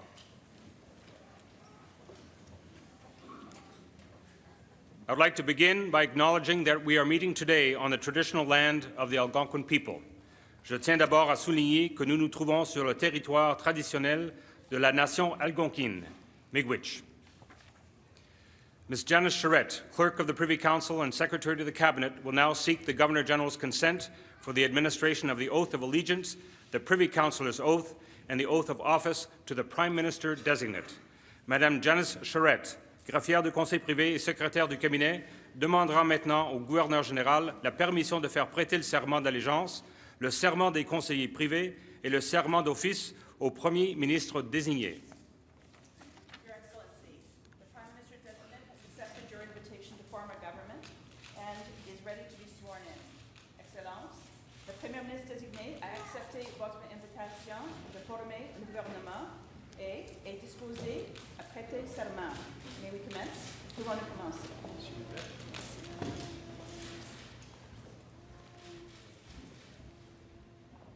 The Prime Minister-designate will please come forward to be sworn in. Le Premier ministre désigné est prié de s'avancer pour prêter serment. Monsieur Justin J.P. Trudeau. Mr. Justin J.P. Trudeau.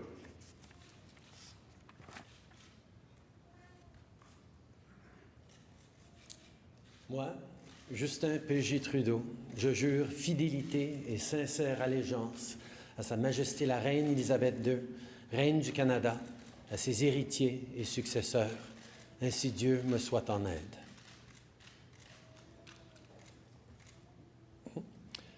Moi, Justin P.J. Trudeau, je jure solennellement et sincèrement que j'agirai en fidèle et loyal serviteur de Sa Majesté la Reine Élisabeth II, en ma qualité de membre du Conseil privé de Sa Majesté pour le Canada.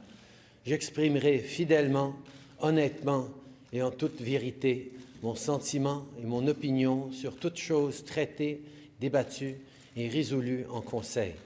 Je tiendrai secret tout ce qui me sera confié ou révélé en cette qualité, ou tout ce dont il sera traité secrètement en Conseil.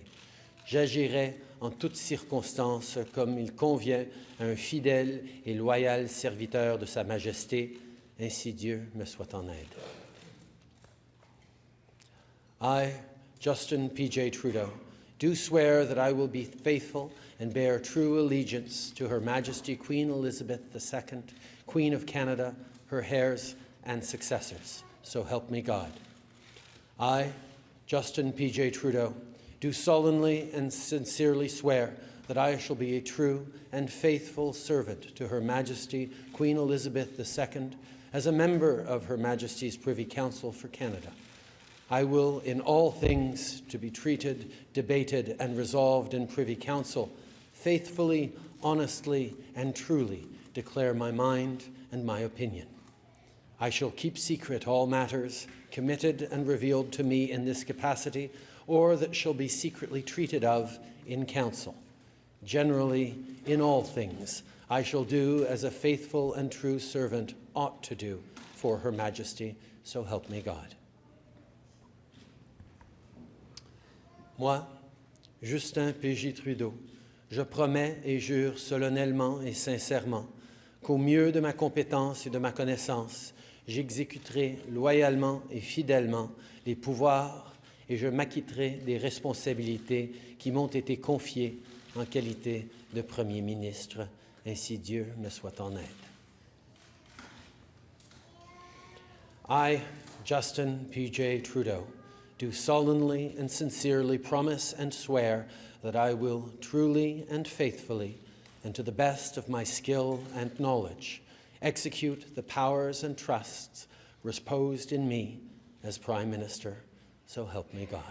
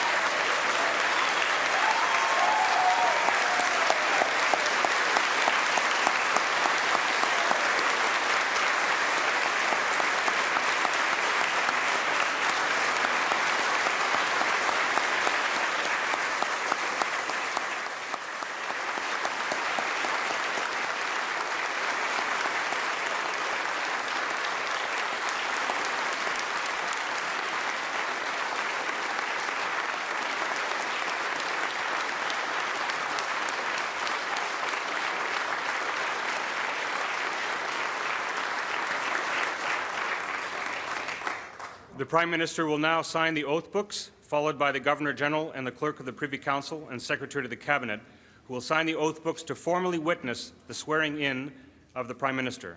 Le Premier ministre signera maintenant les registres de serment, suivi du Gouverneur général et de la greffière du Conseil privé et secrétaire du Cabinet, qui signeront les registres de serment pour attester l'assermentation du Premier ministre.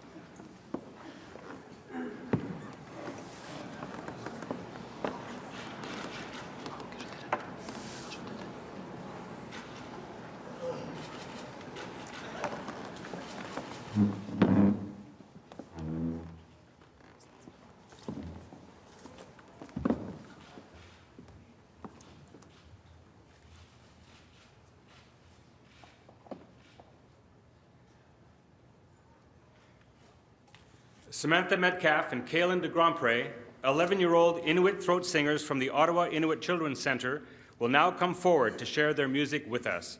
Samantha Metcalf et Kaylin de Grandpré, des jeunes filles de 11 ans, chanteuses de gorge du Centre des enfants Inuits d'Ottawa, vont maintenant nous faire découvrir leur talent.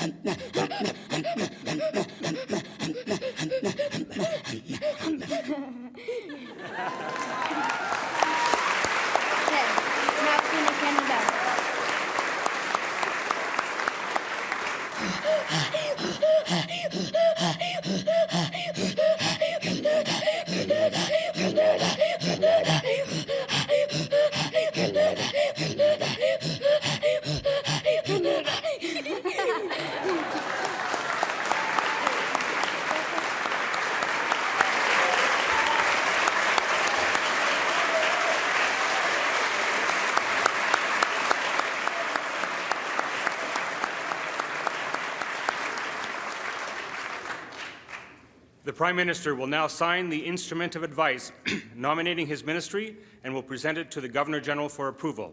Le Premier ministre signera maintenant l'instrument d'avis faisant état de la nomination de son Conseil des ministres et le remettra au Gouverneur général pour son approbation.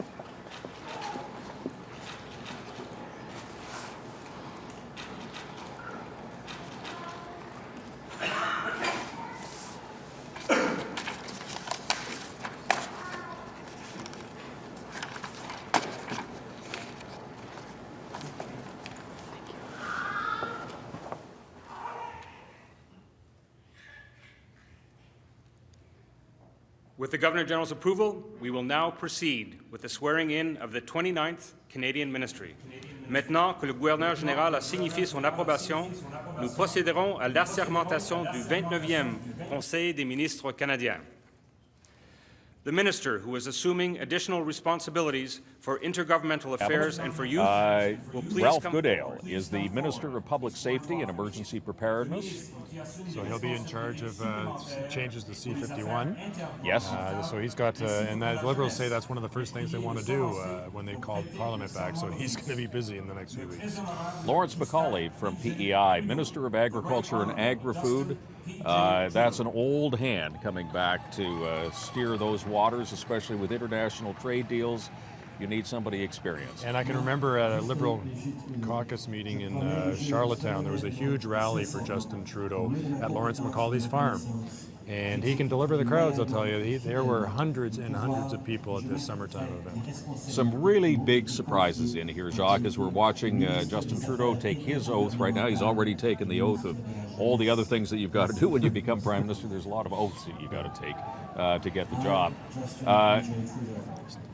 Minister of Foreign Affairs is going to be none other than Stéphane Dion. And a lot of people thought he was going to be the environment minister, take up a post he'd had in the Martin government. That's a big surprise to see Stéphane Dion. But certainly he's got, he's got a lot of political experience. He's a former leader of the Liberal Party, and he's been given one of the plum cabinet posts. John McCallum, another old hand, Minister of Immigration, Refugees and Citizenship. This is a new title. Underline the word refugees. Obviously, that is going to be one of his major mandates. 25,000 Syrian refugees in the next 6 weeks. Big job. It's a big job, and a lot of refugee groups are wondering how the Liberals are going to manage this. But you know, McCallum, during the campaign, he was a trusted person by this Liberal centre to get their messages out. There were many news conferences during the campaign in Ottawa talking about their financial costing of their platform, and he was a key messenger. So clearly they thought highly of him, and he's being rewarded with a prominent post in this government. Just let me run through some other ones. We've got Carolyn Bennett from Toronto. She's the Minister of Indigenous and Northern Affairs, not Indian Affairs anymore. Scott Bryson, who everybody, including us, thought that he was going into finance, is not. He is now the president of the Treasury Board. He's in charge of the bank, basically. And Dominic LeBlanc, the boyhood friend, nobody's closer to Justin Trudeau. He's the leader of the government in the House of Commons. Although many people told me, a lot of people thought that Ralph Goodale would be given that job, and they said it's actually going to be a key position for the Liberals because they've got a very ambitious agenda. If you go through their platform, it's chock-a-block with all kinds of changes they want to make to this country. And certainly they're going to need somebody that is going to be able to manage that parliamentary agenda, prioritize what things they need to get through Parliament more quickly than others, and negotiate with the opposition parties to try to facilitate the passage of all this legislation that we're going to see in the next couple of years. And for a Prime Minister, if there's somebody that you want to call at 10 o'clock at night because you're worried about something, it's your government House leader, and nobody's closer. Let me run through a few more. These are going to be interesting names. Minister of Finance, Bill Morneau from Toronto, a surprise. A lot of people thought that he would be in one of the economic portfolios, but as a political newbie taking over finance, it sends a strong message to Bay Street. He's a Bay Street insider. As I said, he's been the ambassador to Bay Street, basically, for the Liberals. But this is a huge signal. It's a huge surprise, Tom. I was speaking with somebody, a prominent person in one of the big five banks, and he said that he just couldn't imagine that Morneau would give him the job because he's new to politics, and that is the most powerful cabinet position. But clearly his credentials and his experience in the business sector superseded any concerns that they would have about his political chops in that job. And certainly I had been told repeatedly he was going to be given an economic portfolio. It's just a surprise he got the top job. So we're just watching Carolyn Bennett get sworn in, one of a longtime Liberal. 1997 was her first election in St. Paul's in Toronto, one of the true veterans of this party. Some real surprises coming up, though. Minister of Justice and Attorney General Jody Wilson-Raybould from British Columbia. Judy Foote is in charge of not only public services but procurement as well. That's now part of the title. She has that thorny issue. Welcome to the F-35s. Welcome to the F-35s, and that's going to be on Judy Foote's watch. Chrystia Freeland, the superstar candidate from Toronto, Minister of International Trade. Jane Philpott from Markham-Stouffville, sort of a bit of a sleeper, but really a star candidate. She's now the Minister of Health. That's a huge portfolio considering what the Trudeau government has said it's going to do with health transfers to the provinces in the years ahead. That's a big one for her. And Mark Garneau, in case anybody was wondering, the astronaut is now the Minister of Transport. Which I guess makes sense. He's been to space. He knows something about vehicles. And he's going to have to know an awful lot about infrastructure because the Liberals are committing to spend, billions of dollars every year on infrastructure programs, and that's what he, the Minister of Transport and Infrastructure. That's going to be his bailiwick, and certainly that is going. That is going to be key to the Liberals' electoral chances 4 years from now, because that's their their number one, I would argue, political commitment, because they're looking to that to kickstart the Canadian economy, to get it growing more than what they term the sluggish growth of the last few years. And certainly that's a responsibility that Garneau is going to have to exercise quickly. Let me give you some other ones. We've got James Gordon Carr, Minister of Natural Resources. Melanie Joly, who ran for Mayor of Montreal, placed second, star candidate for the Liberals in Montreal. She's now the Minister of Canadian Heritage, which is interesting because she will preside over the 150th birthday party in 2017. That's actually a huge role for somebody in cabinet because it is going to be, we're talking about culture, boy, she's right in front of it. Diane Laboutier, Minister of National Revenue. Catherine McKenna from Ottawa, Minister of Environment and Climate Change. That is a new title for that ministry, Environment and Climate Change. The fact that it's now in the title, I mean, those words, climate change, were ones that the Conservatives, you almost had to wrest out of their mouth. It was something that they, as they said, they always played defense on. It was not something that they thought they would ever win them votes, their positions on climate change. So the fact that they've added that to her title says that that's going to be a key part of her job. Minister of Justice and Attorney General of Harjit Singh Sajjan from British Columbia is now the Minister of National Defense. He's a veteran. He served with the Vancouver Police Department. We speculate that he would have some role in the general area of public safety, law enforcement, but here he is, National Defense. Minister of National Defense. There are some interesting ones. The one I'm picking out here is Mariam Monsef, Minister of Democratic Institutions. That's used to be called Democratic Reform. It's now Democratic Institutions. The only Democratic institution that's undemocratic that you might have to deal with is the Senate.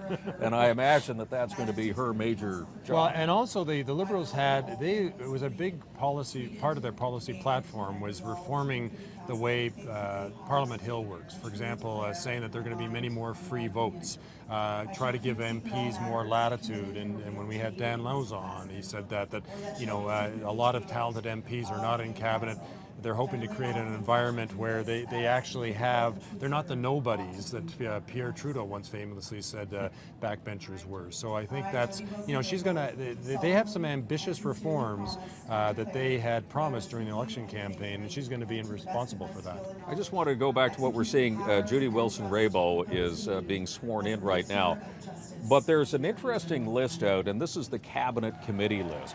And among the key committees there is what's called the, what's the new name for it? Committee on Agenda and Results. Agenda and Results, which means this is the key priority committee. It's chaired by Justin Trudeau.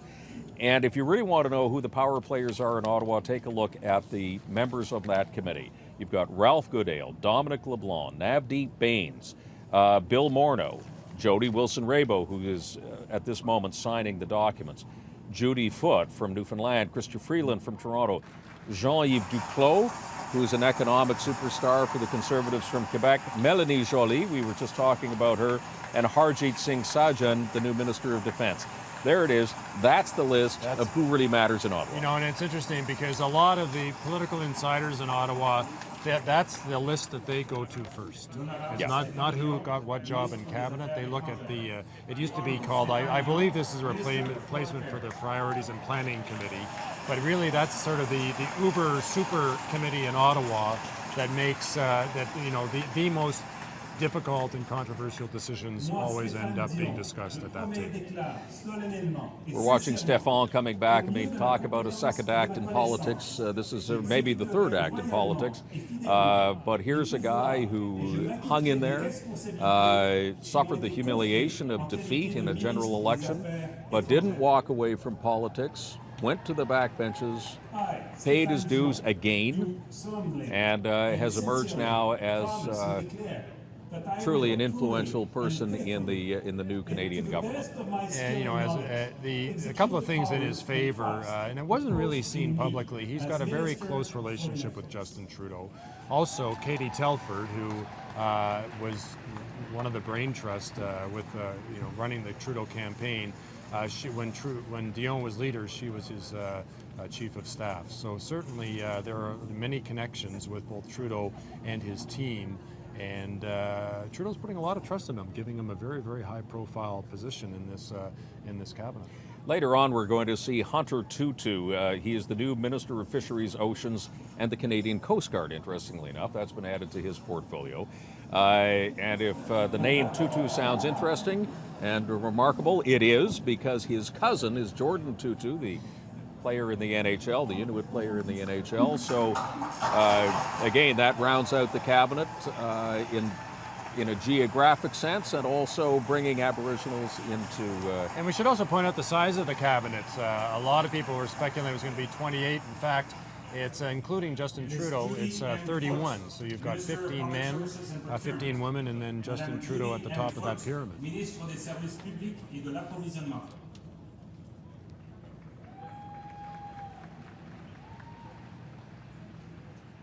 So in Newfoundland, Labrador, it was either going to be Judy Foote or Yvonne Jones from Labrador. Judy Foote, though, is the veteran, has been around a long time, and has been really sort of holding the Liberal flag high in Newfoundland, although that was a pretty easy job.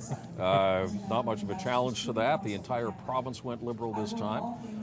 There were two NDPers, both lost their seats, Jack Harris and Ryan Cleary, who, interestingly enough, is now running for the provincial Conservatives in Newfoundland. But that's Newfoundland politics for you. It takes on a different hue. And Seamus O'Regan is not in this cabinet. Of course, there was some speculation because he's very, very close with Justin Trudeau, but that didn't land him a cabinet post. Yeah. So the interesting thing about somebody like Judy Foote is that she's also going to be a political minister, other than just her actual mandate portfolio. She will be overseeing how politics, and especially party politics, run in that part of Canada. So she'll be an important player in this town.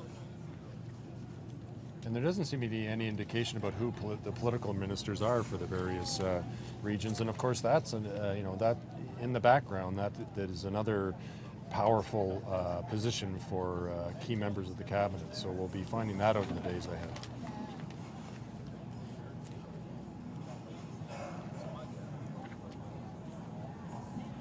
You know, I've spoken to some ministers in other governments, and they say that this very moment when you're signing your name in front of everybody, and one minister told me that he could barely hold the pen, he was shaking so much, in case he was going to mess up his own signature.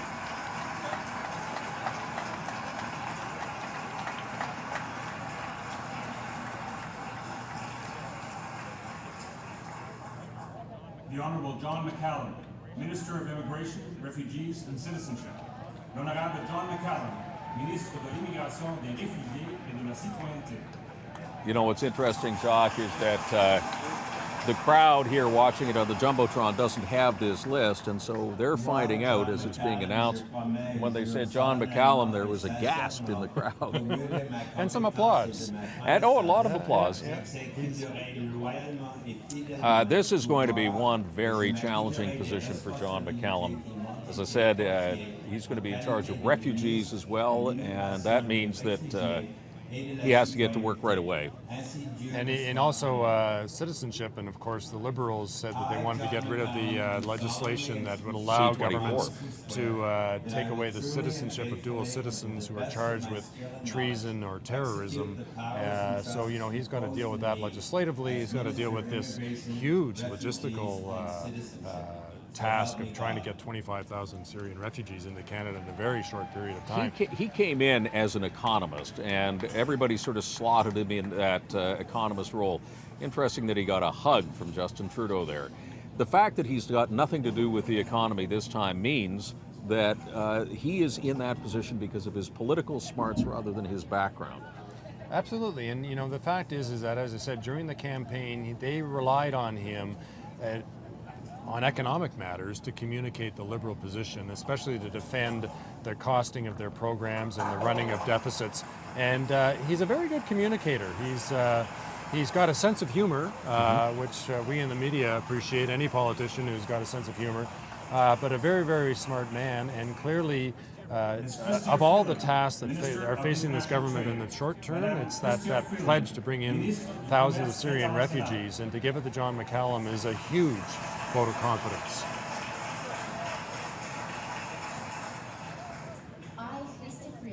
And here's one of their great superstars. She's got Ukrainian background. As they say, she was a star in New York and a star in LA, and now she's a star in Ottawa. International journalist writing about economics, now in charge of international trade. And specifically on her plate is going to be the Trans-Pacific Partnership, which Justin Trudeau has already said in a conversation that he had with Prime Minister Abe of Japan that he is fully behind the Trans-Pacific Partnership. There are going to be some rocky shores on that one. There are many interest groups in Canada who are saying that the Trans-Pacific Partnership is going to do great damage to certain sectors. Chrystia Freeland is going to be in charge of navigating those choppy waters. You know, and they're also going to have to review the compensation plans that the Harper government, they instituted one and planned the second, almost $4 billion to Canada's dairy farmers for moving, you know, for prying open the closed Canadian market a crack, and yet the auto sector was promised by the Conservatives a $1 billion innovation fund to compensate for a drastic reduction in the North American content for auto parts, for autos in North America. So I think they're going to have to review those things, and also keep in mind that Justin Trudeau is going to that APEC summit in Manila, and that is going to, the TPP is going to be top of mind, and there are going to be a lot of world leaders saying, okay, where do you stand on this? So he's got to come up, you know, really I think in the next week or so, he's really got to say, yes, we're in, or no, we're not. And then it's going to fall to Chrystia Freeland to deal with the fallout of a lot of that, and how they're going to, you know, finesse this in terms of its impacts on the Canadian economy. Well, as we look at Chrystia Freeland, and we'll see Justin Trudeau in a minute, take a look at them, because this is the most rested they're going to look for months ahead. They're going to get pretty tired after a while. You know, and the title of her book was Plutocrats. She took aim at the sort of the rising wealth inequality in Western societies, and you know, a lot of her ideas really were reflected in the Liberal campaign, which was, you know, intensely focused. There was a laser-like focus on Canada's middle class, the sense that it is stagnant and that it's under pressure, and so I think a lot of her philosophy infused the liberal platform, and I think will infuse the kind of policies they bring forward once they get the reins of power. And I imagine we're going to see a pretty warm welcome from Justin Trudeau and David Johnson. Yes, there it is. A bear hug.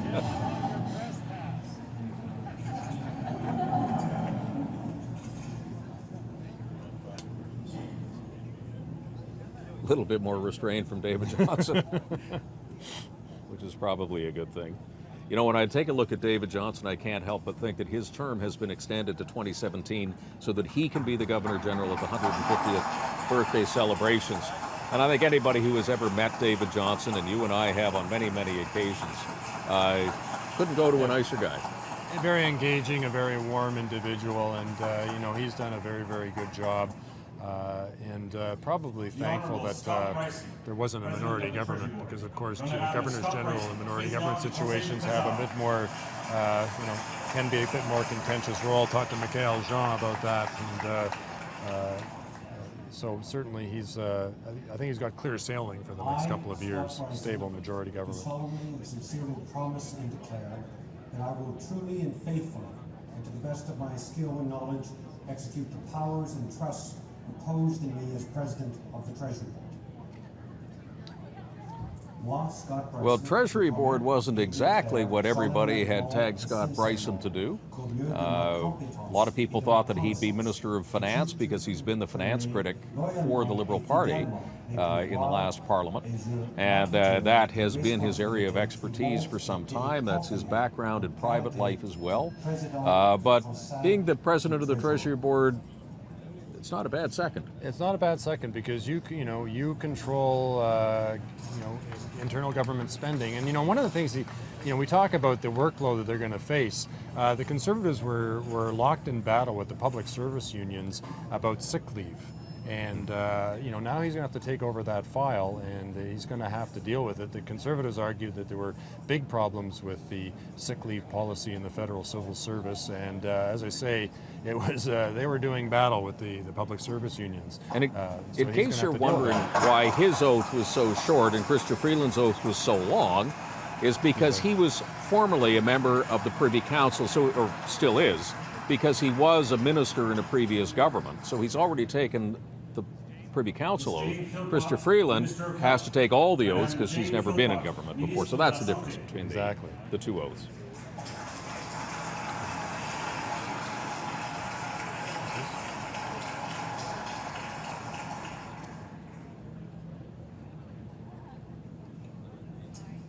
I, Jane Philpott, do swear that I will be faithful and bear true allegiance to Her Majesty Queen Elizabeth II, Queen of Canada, her heirs and successors.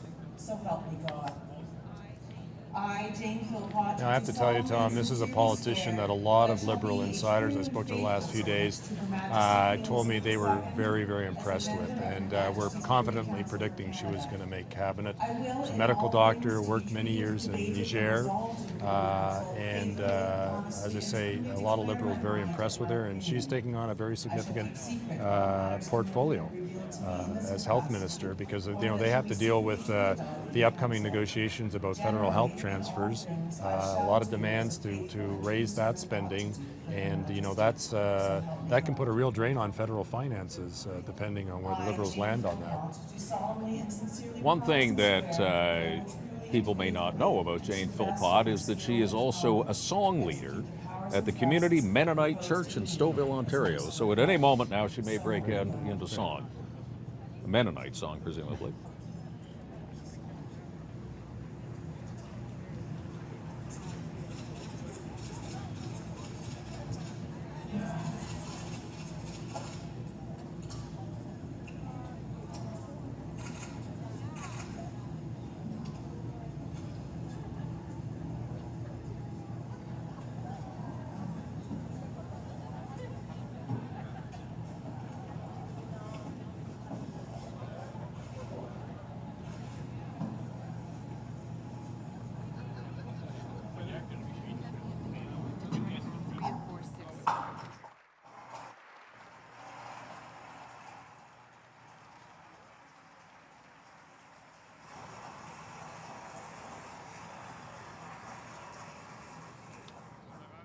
L'honorable Dominique Leblanc, leader du gouvernement, la Chambre des communes. Here we go, Dominique Leblanc. Leader of the government in the House of Commons.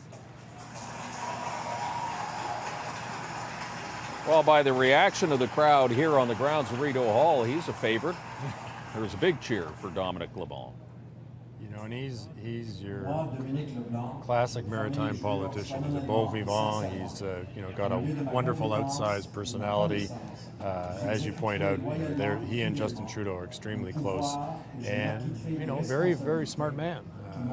He's got law degree, and he certainly, in political situations, he's very articulate and very able to hold his own, more than hold his own in political debate.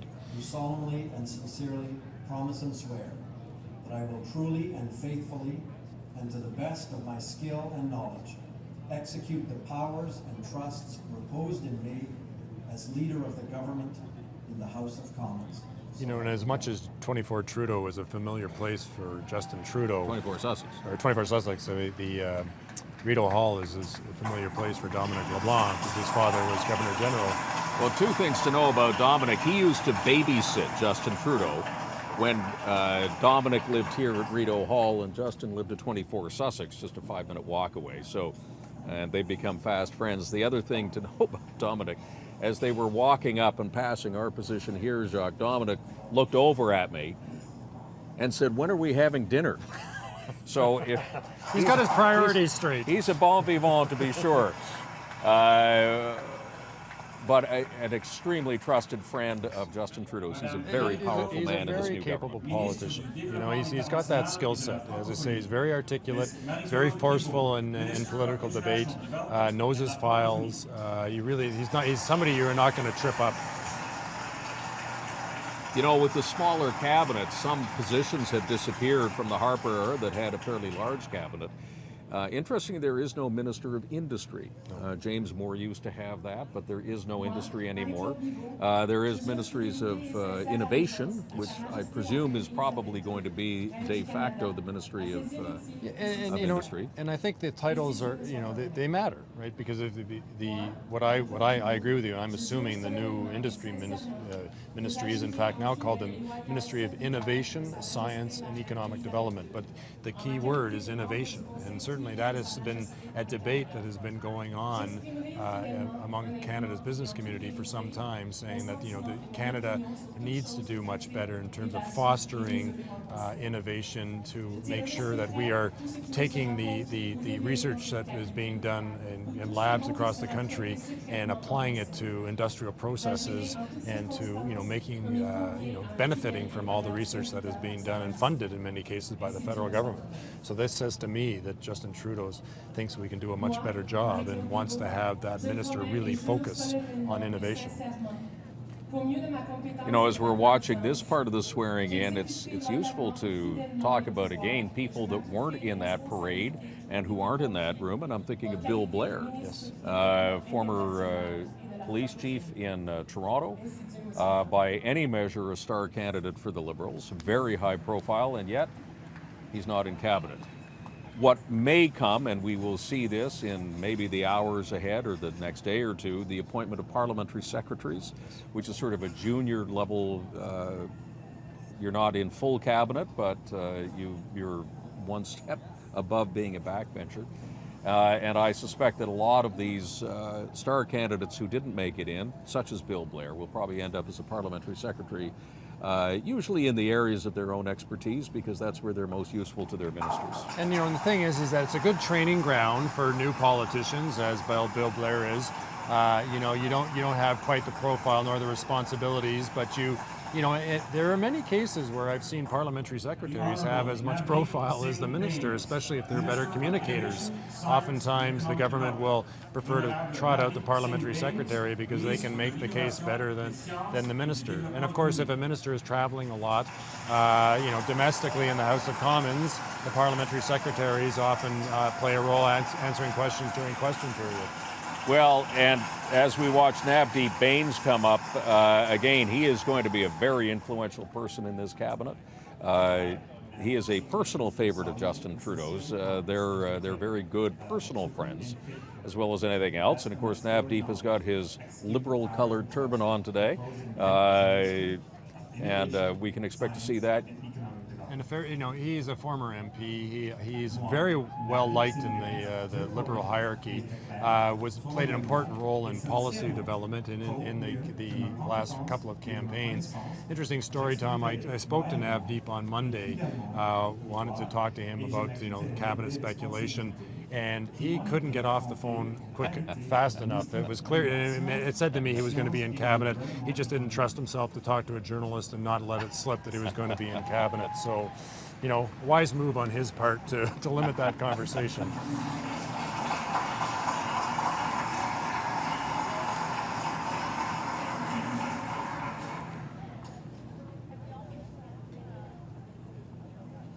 We were talking about parliamentary secretaries. The reason that they're important is because parliamentary secretaries usually do the talking on political shows for their ministers.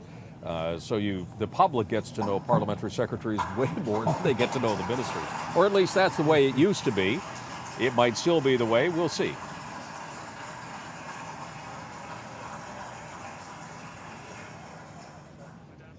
Madame Mélanie Joly, ministre du Patrimoine canadien. Ms. Melanie Joly, Minister of Canadian Heritage. Melanie Joly, this is going to be an interesting appointment. Very charismatic. One of the star candidates for the Liberals in Montreal. Obviously, these are all basically star candidates who are taking their position in cabinet. But Melanie Joly, as we were talking about earlier, Jacques, as the Minister of Heritage, is going to oversee a few things, such as the refunding of the CBC, which was a key promise in the Liberal platform. But more importantly, she is going to be in charge of and sitting on the stage, presumably if she hangs on to her job, for 2 years at the 150th birthday celebrations, which are going to be a very big deal in this country. You know, it's interesting. By my count, there are 7 cabinet ministers from Quebec, and that's a real change from the Conservatives because they had a challenge because, frankly, they didn't elect many MPs, so they didn't have a big talent pool to choose from, whereas Trudeau had, you know, a substantial number of MPs elected in Quebec, so I think it made his job a little easier, and certainly there's a sizable contingent of Quebec cabinet ministers. And she worked as an advisor to Justin Trudeau before the campaign. She's been at his side, really, ever since before he became leader of the Liberal Party and certainly afterwards. So she is of that trusted inner personal circle as well as having a pretty cool job. Yeah, and that says something, how much credence and how much weight he puts on that. The people that he has dealt with, that he's sort of taken the measure of and has some confidence and trust in them. And, you know, she's been giving, as you point out, you know, a position that is going to give her a very, very, you know, high public profile over the next couple of years. And, you know, for somebody who's new to federal politics, you know, if she takes advantage of that, she could become a formidable part of this cabinet.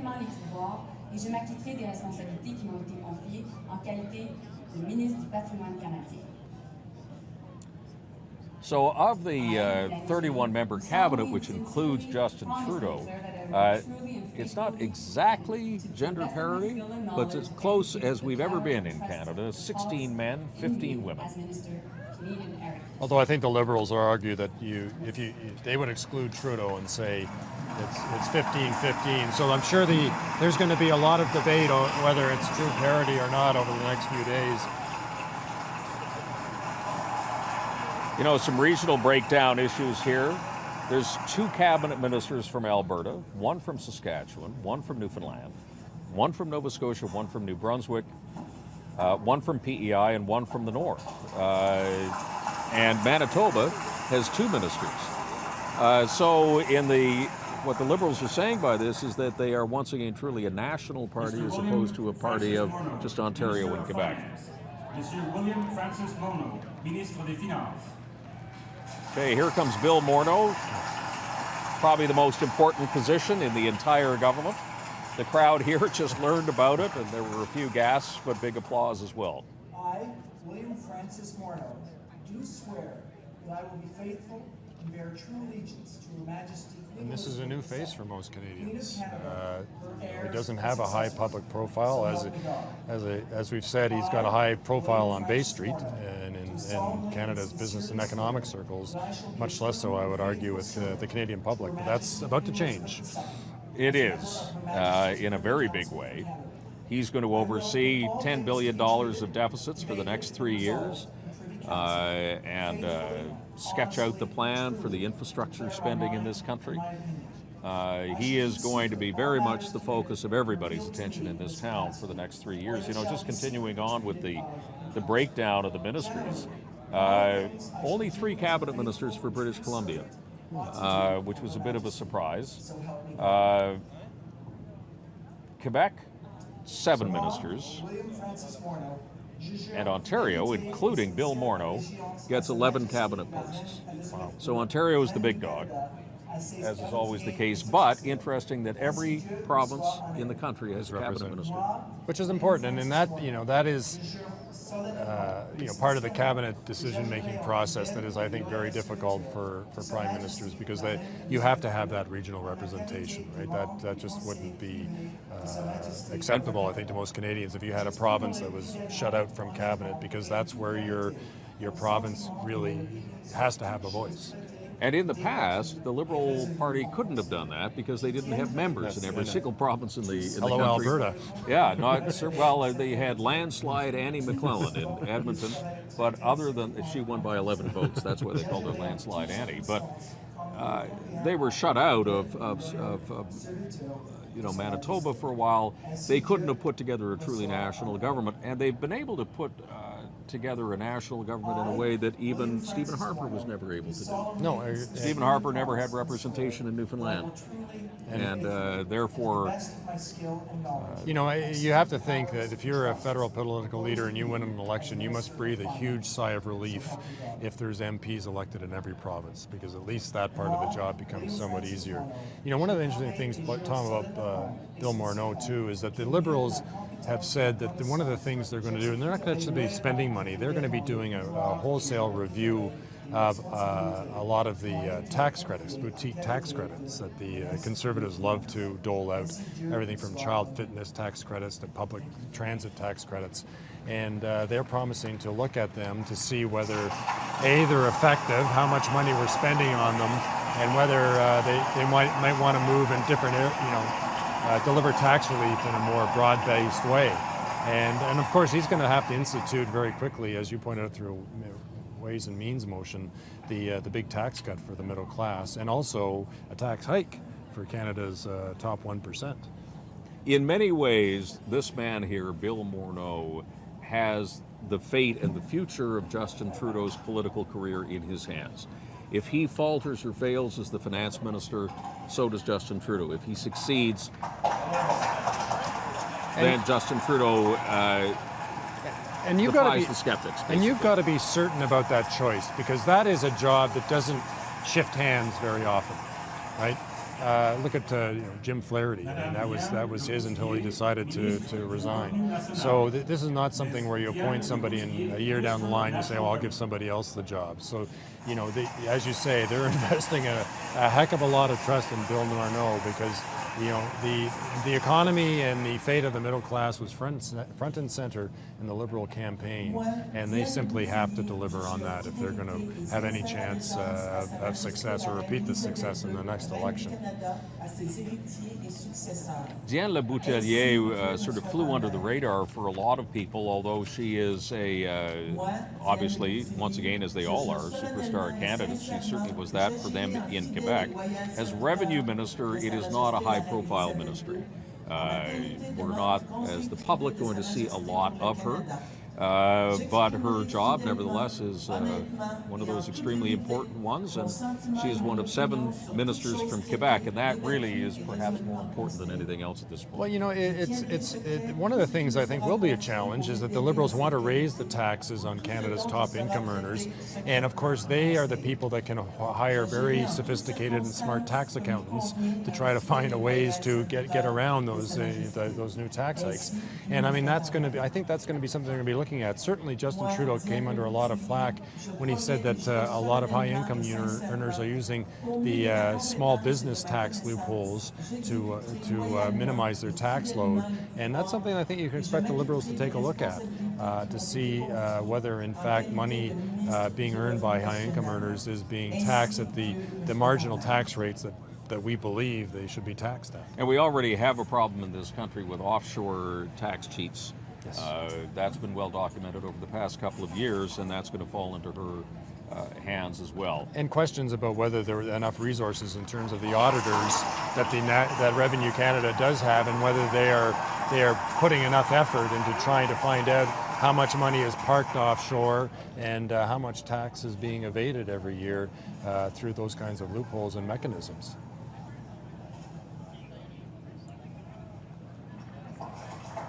I don't want to characterize how the crowd accepted her announcement, except I would imagine a lot of people in the crowd were saying, "Diane who?" But then that's true for a lot of the new cabinet ministers as well. Monsieur Jean-Yves Duclos, ministre de la Famille, des Enfants et du Développement Social. Mr. Jean-Yves Duclos, Minister of Families, Children and Social Development.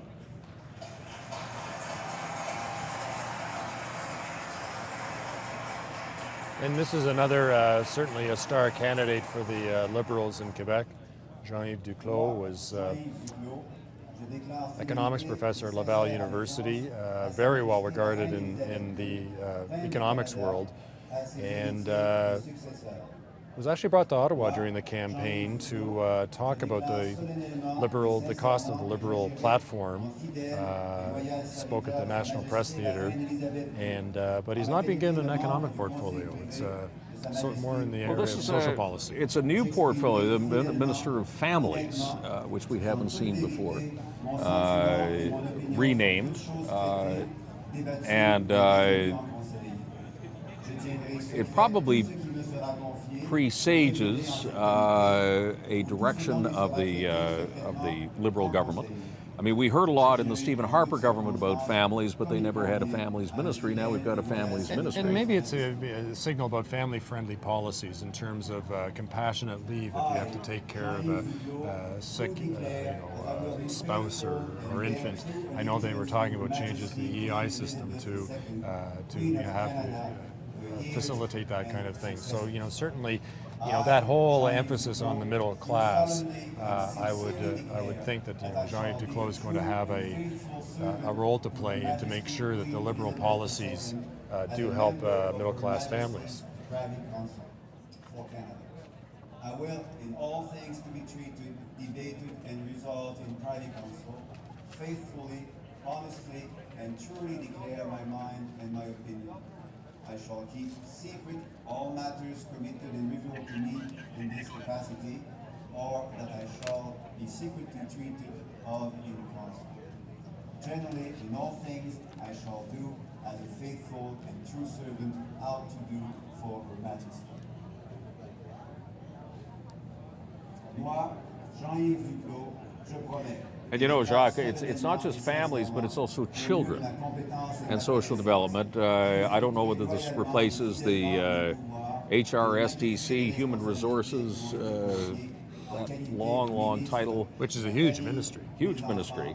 So we're not sure exactly what this ministry comprises or exactly what his mandate is. But families and children, certainly with, as you were saying, the new child tax credit that is going to be given to under the Liberal plan, which is going to be different than what the Stephen Harper one was, and obviously he's going to be front and center in there. So I suspect that his portfolio, being families and children, is going to be one of the more high-profile ones. And that was an important promise for the Liberals, that new child benefit. It's more targeted to lower and middle income Canadians. It's more generous. It's more costly than the Conservative plan, and that was a centerpiece for them. So certainly they pinned a lot of their electoral hopes on trying to convince Canadians that they had the interests of middle class families top of mind, and certainly. By naming the ministry the way they have, I think they're trying to send a signal that they're not going to lose that focus once they take power. Ms. Catherine McKenna, Minister of Environment and Climate Change.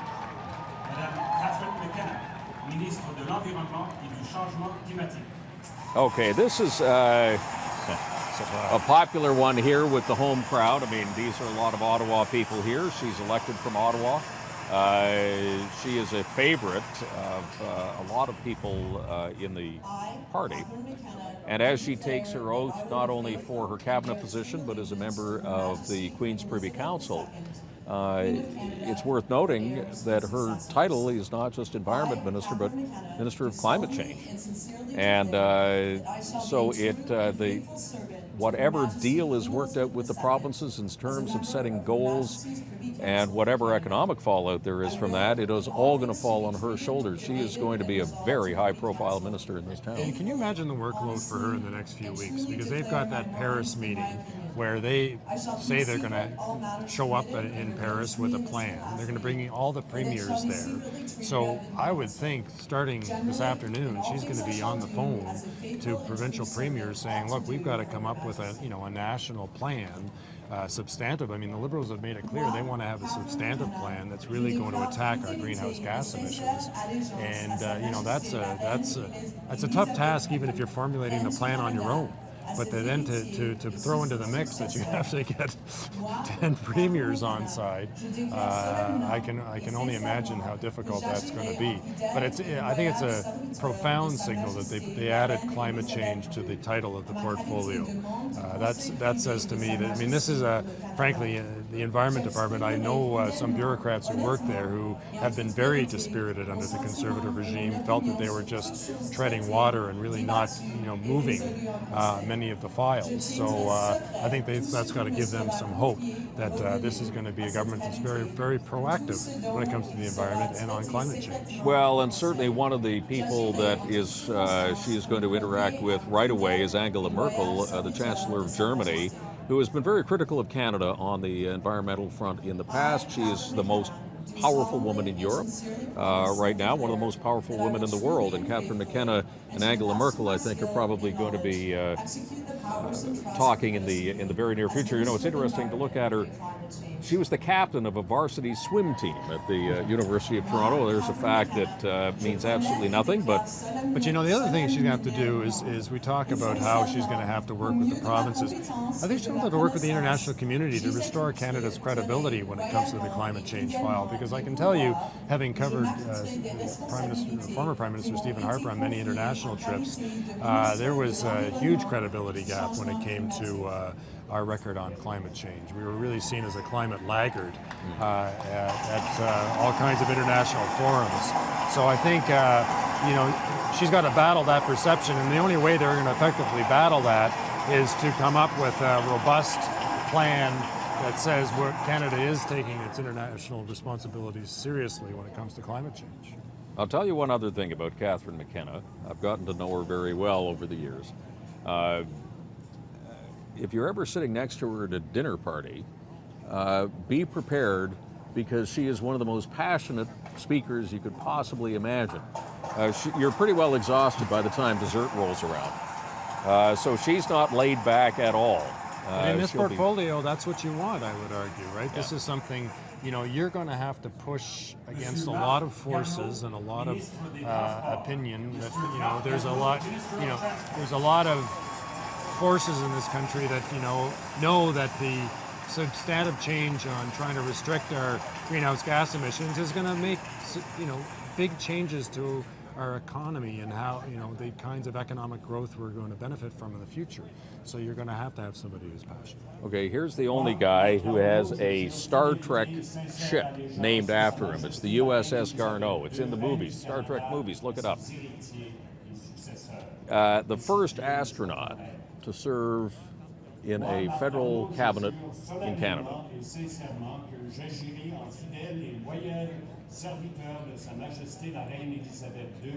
And I would judge that Marc Garneau has at least as many schools named after him as Pierre Trudeau does. And he ran against Justin Trudeau in the leadership. Obviously, it was an amicable enough contest that he's still in cabinet. And the job he has is transport, and that under the Conservatives certainly infrastructure spending was part of that portfolio. So one would assume that's the same. So again, this is somebody who's got a lot of work ahead of him that he's going to have to try to get that, billions of dollars of spending. And the only way you're going to get that money spent, it's going to be funding provincial and municipal projects. So there's going to be a lot of negotiations with a lot of partners. And the thing is that I think the Liberals have to rely on making sure they get the biggest bang for their infrastructure buck. And, that's sometimes to be a tough thing to judge. And I think they're going to have to rely on Marc Garneau to make those judgments and make sure that they spend quickly, efficiently, but also effectively. Well, and interesting to note that Marc Garneau, as the Minister of Transport, is also in charge of Canada's aviation system. So as a fighter jet pilot himself, he'll probably breeze through those briefings. He'll understand what they're talking about. And he'll probably have something to say, given his background in aviation, about the demands for bailouts for Bombardier, for a federal contribution. There's a pilot for you. He's not even sitting down to sign the book. He's standing up. Always ready to move. Although I did notice when he was walking up, Tom, he was using a cane. And I'm wondering if he didn't sit down because he's, I don't know what the ailment is, but he's walking very stiffly. Minister of Employment, Workforce Development and Labour, Madame Marianne Mahaichuk. This is an interesting appointment, and it's an interesting change in the name of the ministry. It's a pretty broad spectrum for her to deal with, and she is a newbie. Yes, she is. I met her at a news conference the Liberals had in Ottawa during the election campaign. She really struck me as a very ebullient, high-spirited woman that before the news conference began, she made a point of introducing herself to journalists. She's a former cabinet minister in the Dewar cabinet, and so she certainly has a fair degree of political experience, and has made the jump into Justin Trudeau's first cabinet. I shall keep secret all matters committed and revealed to me in this capacity, for that shall be secretly treated of in council. Generally, in all things I shall do as a faithful and true servant ought to do for Her Majesty. I, Marianne Mahaichuk, do solemnly and sincerely promise and declare that I will truly and faithfully, to the best of my skill and knowledge, execute the powers and trust reposed in me as Minister of Employment, Workforce Development, and Labour. Tiako.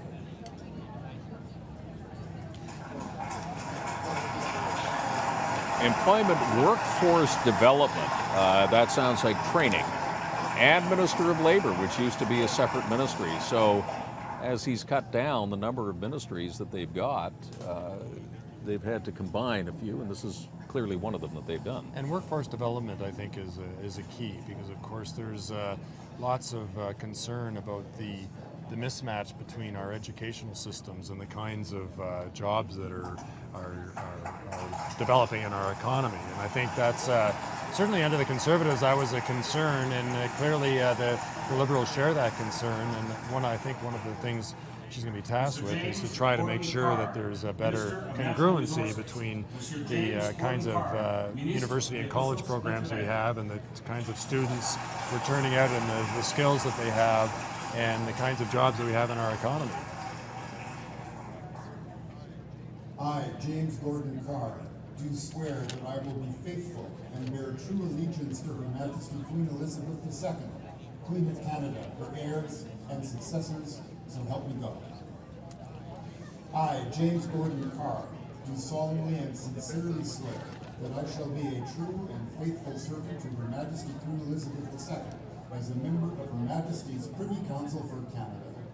I will in all things to be treated, debated, and resolved in Privy Council faithfully, honestly, and truly declare my mind and my opinion. I shall keep secret all matters committed and revealed to me in this capacity, where that shall be secretly treated of in council. Generally, in all things, I shall do as a faithful and true servant ought to do for Her Majesty, so help me God. I, James Gordon Carr, do solemnly and sincerely promise and swear that I will truly and faithfully, and to the best of my skill and knowledge, execute the powers and trusts reposed in me as Minister of Natural Resources, so help me God. So this is the second cabinet minister from Manitoba. Jim Carr has got a really interesting background. He began his career as a musician. He was an oboist with the Winnipeg Symphony Orchestra. He tried his hand at journalism, worked at the Winnipeg Free Press as well as CBC Radio. Then went on to a rather distinguished career both in politics and in business. He was the founding CEO of the Business Council of Manitoba. And he was also entered political life in 1988. So he's no stranger either to politics or the business of business. Natural resources, of course, is a key element in this country. Minister of Democratic Institutions, Madame Marianne Monsef, Ministre des Institutions Démocratiques.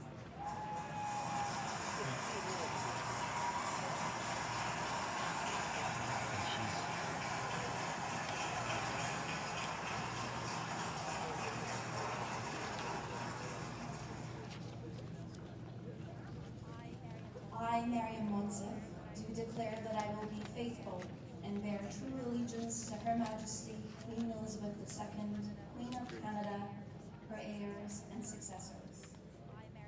I, Marianne Monsef, do solemnly and sincerely declare that I shall be a true and faithful servant to Her Majesty Queen Elizabeth II.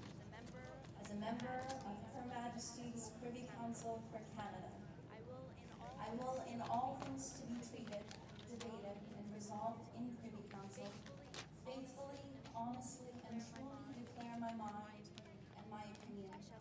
I shall keep secret all matters committed and revealed to me in this Ms. capacity. Monsef is the MP from Peterborough and former Peterborough mayoral candidate.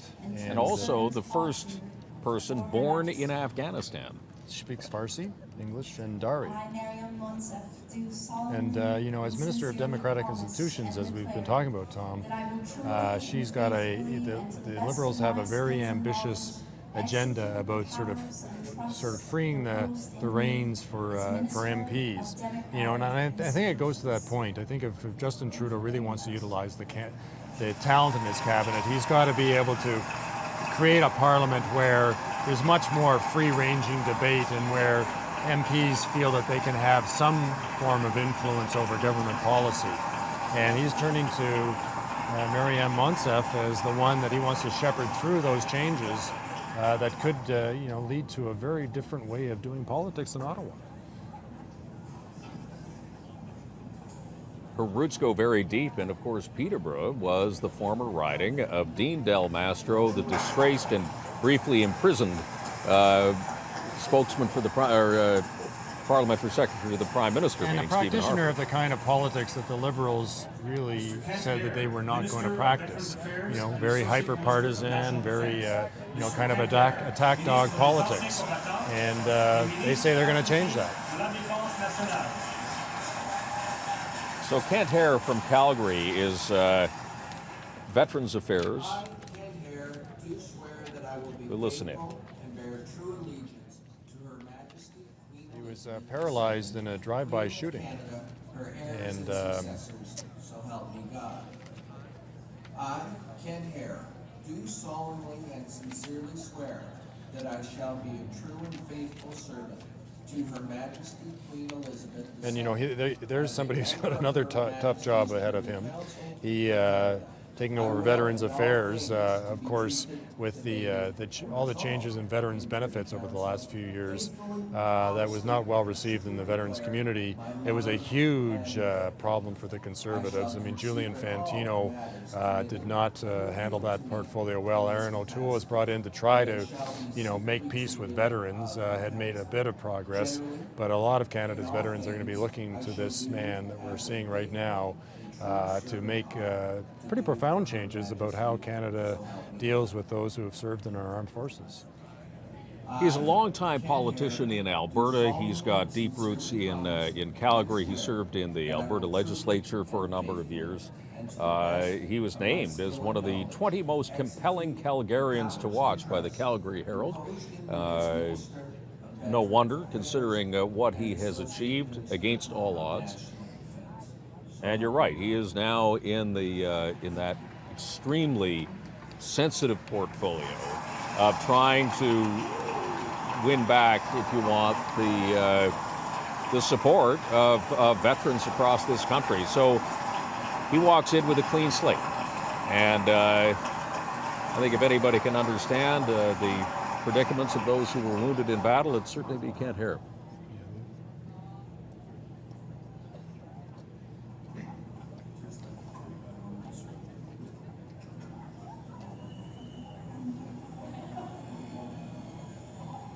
And you know, it's interesting because when Stephen Fletcher, who also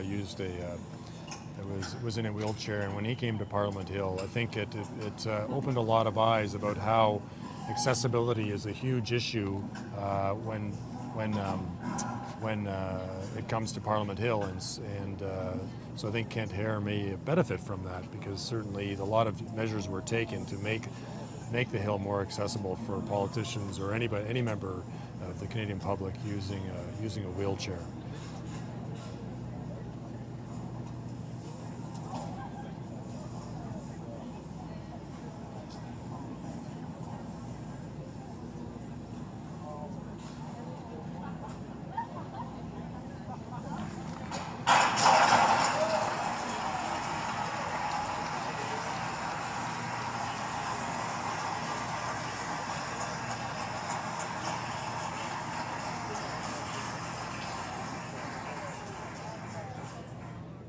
Carla Qualtrough, Minister of Sport and Persons with Disabilities.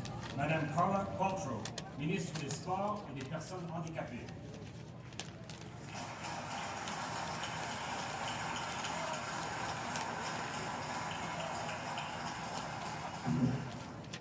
I, Carla Qualtrough, do declare that I will be faithful and bear true allegiance to Her Majesty Queen Elizabeth II, Queen of Canada, her heirs and successors. I, Carla Qualtrough, do solemnly and sincerely declare that I shall be She is a human rights lawyer, has been an advocate for the disabled.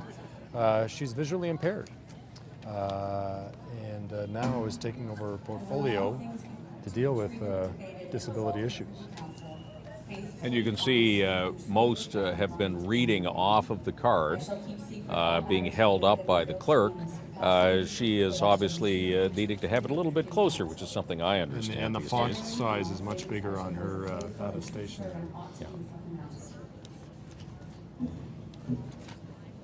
I, Carla Qualtrough, do solemnly and sincerely promise and declare that I will truly and faithfully, and to the best of my skill and knowledge, execute the powers and trusts proposed to me as Minister of Sport and Persons with Disabilities.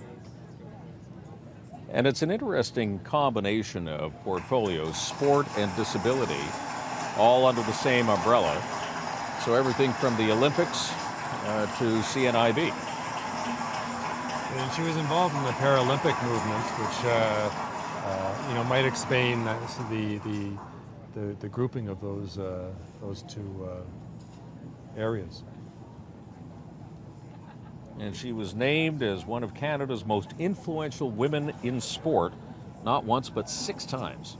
So she's well known to that community.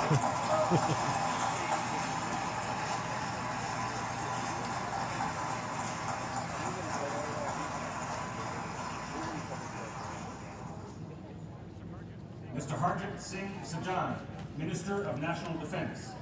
Monsieur Harjit.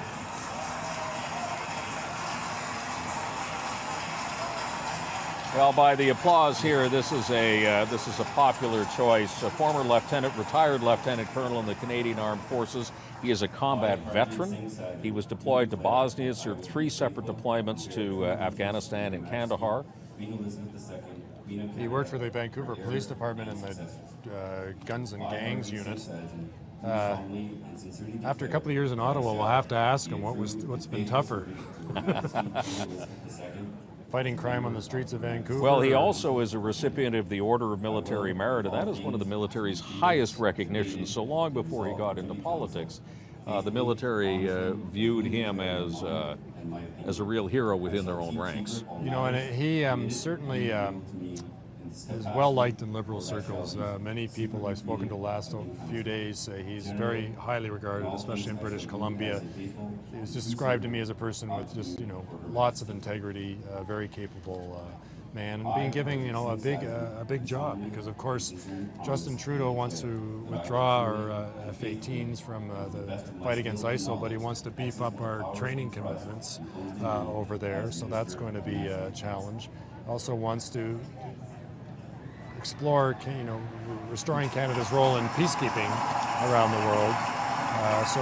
And there's of course all the procurement issues, all the equipment issues that they have. There's a lot of talk about, making the Department of National Defense less top-heavy with bureaucrats and making the sharp end more potent. So it's going to be, it's interesting that they put somebody in who's got military experience. Well, I'm just thinking there's any lieutenant colonel watching this broadcast right now is going to be saying, wait a minute, you mean I can become Minister of National Defense? This is a great appointment for lieutenant colonels everywhere.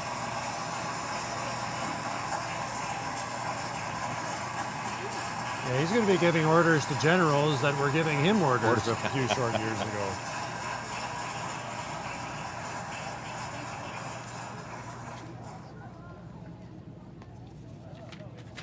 Ms. Kirsty Duncan, Minister of Science. Madame Kirsty Duncan, Ministre des Sciences.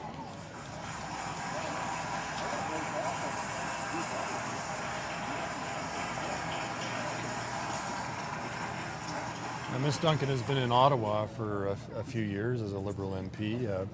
Was on the UN panel on intergovernmental panel on climate change.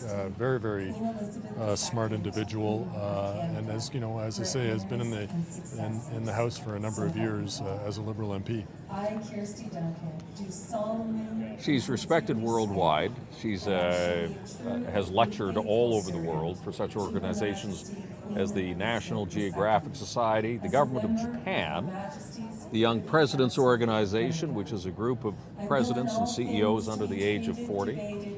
And she's the former research director for the AIC Institute of Corporate Citizenship at the Rotman School of Management at the University of Toronto. She's a renowned scientist herself. She has been very deeply involved in not only social issues but academic issues as well. And it'll be interesting as well, one of the knocks against the Harper government was the way that they gagged federal scientists. And it'll be interesting to see what signals she sends out in the next few weeks and months in terms of the engagement that both the public and the media has with the many scientists within the federal bureaucracy doing research in all kinds of areas. Well, and she holds a doctorate in geography from the University of Edinburgh in Scotland, and she was also a member of the Intergovernmental Panel on Climate Change, which won the Nobel Prize, by the way. That's a pretty warm embrace. She is obviously thrilled, as is he. So she is going to bring not only pressure as Minister of Science, but I would imagine that she's going to be working pretty closely with Catherine McKenna on the issue of climate change, because that's been in her wheelhouse for many years now.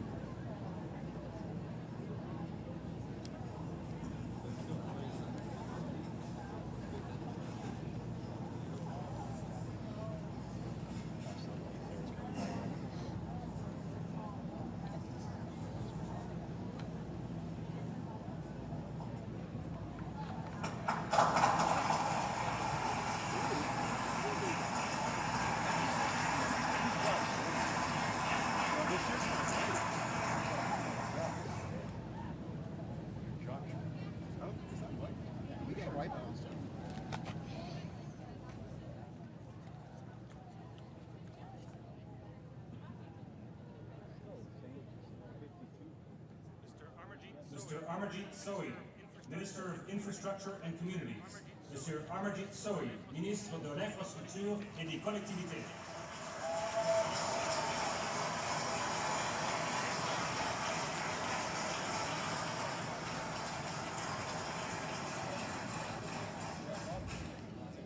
I, Amarjit Sohi, He's the second cabinet minister from Alberta. faithful and bear true allegiance to Her Majesty, Served on Edmonton City Council. Queen of Canada, years and successors. Went through a recount rather, in Edmonton Mill Woods. But certainly long considered one of their strongest candidates in Alberta.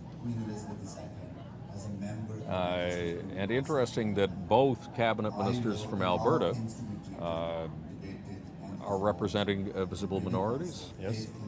Which is representative of the population makeup not only of Edmonton but of Calgary, of course, these days.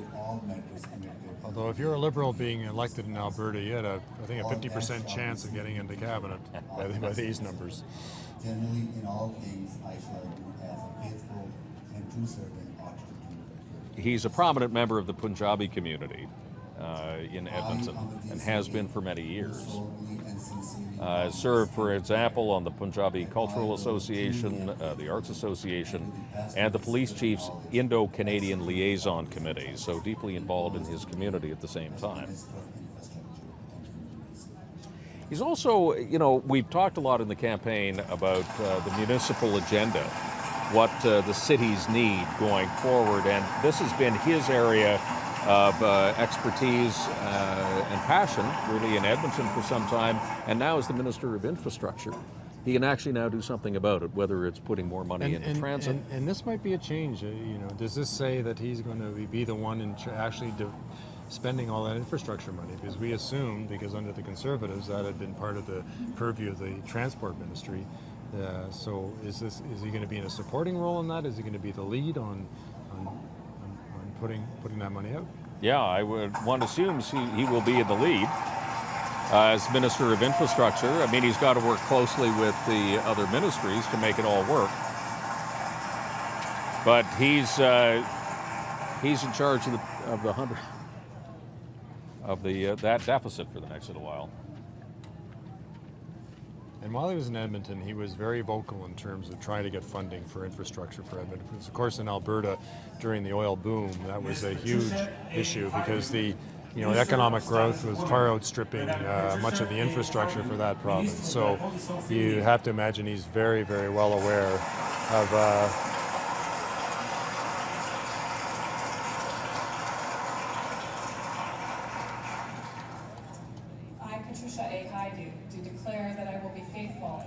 true allegiance to Her Majesty Queen Elizabeth II, Queen of Canada, her heirs and successors. I, Patricia A. Haidu, do solemnly and sincerely declare that I shall be a true and faithful servant to Her Majesty Queen Elizabeth II as a member of Her Majesty's Privy Council for Canada. I will in all things to be treated, debated, and resolved in Privy Council faithfully, honestly, and truly declare my mind and my opinion. So Patricia Haidu is interesting. She's Thunder Bay, so she's one of the 13 ministers from Ontario. She has worked in her community. She's well known for her work on substance abuse, harm reduction, housing, public health. She was the executive director at Shelter House and is completing her Master of Public Administration degree at the University of Victoria. So with all the spare time she'll have as a minister, she can finish her schoolwork. Well, I think she's getting a crash course in public administration now that she's a member of the federal cabinet.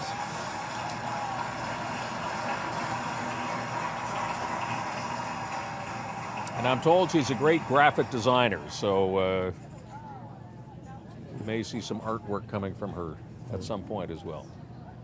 Liberals don't ever want to recraft their logo. That's the person the one to go to. They're going to turn to.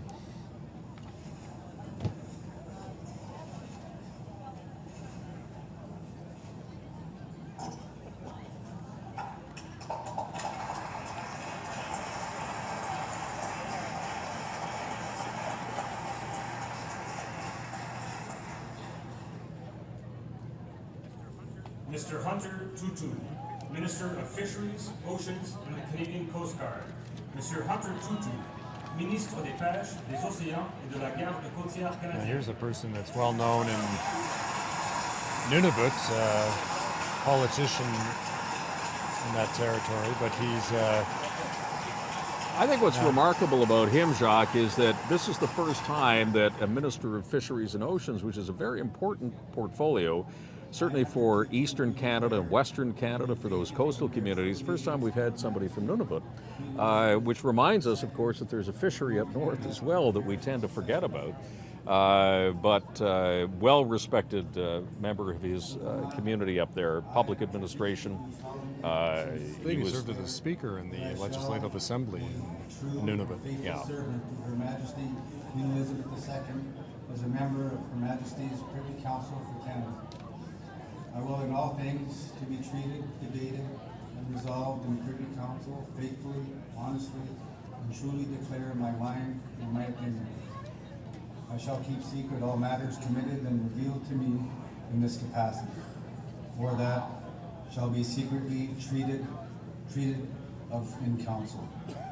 Generally, in all things I shall do as a faithful and true servant ought to do for Her Majesty. I, Hunter Tutu, do solemnly and sincerely promise and declare that I will truly and faithfully and to the best of my skills and knowledge execute the powers and trust reposed in me as a Minister of Fisheries and Oceans and our Canadian Coast Guard.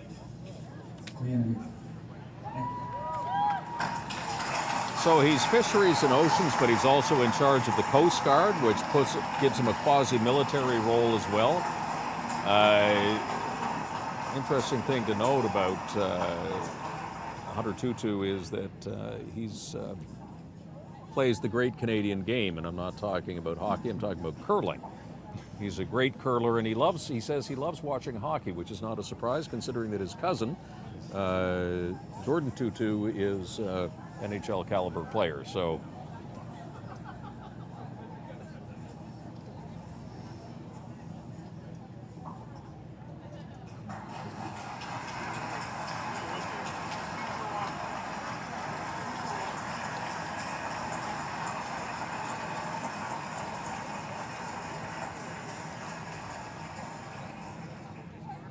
Ms. Bardish Chagrin, Minister of Small Business and Tourism. Madame Bardish Chagrin, Ministre de la Petite Entreprise et du Tourisme.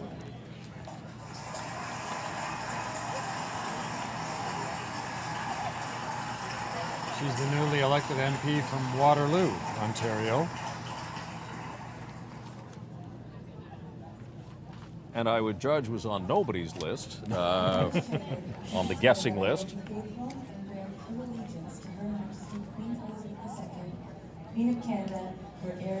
But here's what's interesting about having the member from Waterloo in your cabinet. Nothing is more important going forward than the high-tech business in Canada. She represents that area.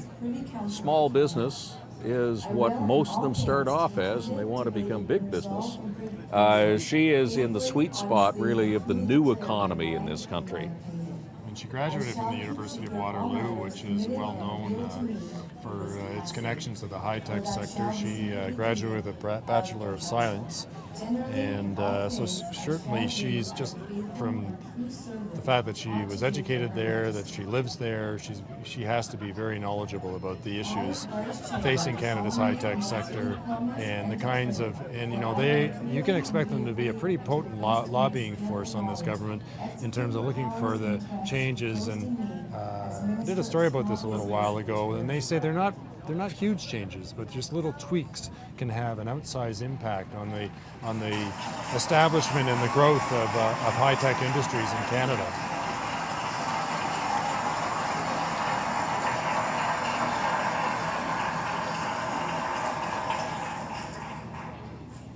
I don't think there's been that much hugging and kissing in Rideau Hall for a while.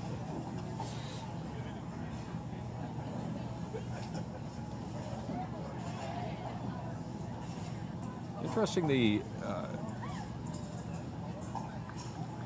representation of the Indo-Canadian community in this cabinet shows the importance of not only, when you construct a cabinet, not only regional balance, but also taking into consideration the makeup. Makeup, and it's an important community in Canada, and it's they're obviously very politically engaged, and when that happens, eventually they get to that critical mass in terms of the number of people that they elect to a parliament. That this is what happens when you're selecting a cabinet. If you've got high caliber people from that community, they're going to be represented in the cabinet. And this is where the Governor General and the now Prime Minister sign the documents to say, basically, we weren't kidding, you really are part of the cabinet. That's the last chance to change his mind. Yeah.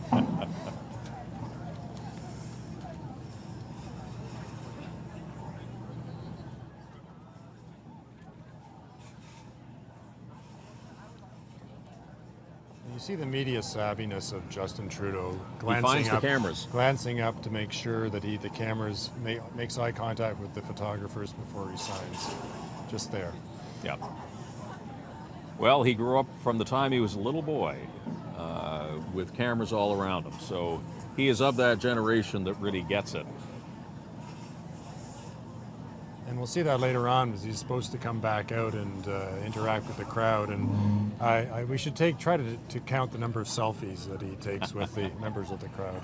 And interestingly, one of his first duties is to hold a Google Hangout with 5 schools across the country. That is the first time. The Governor General will now entrust the Great Seal of Canada to the custody of the Registrar General of Canada.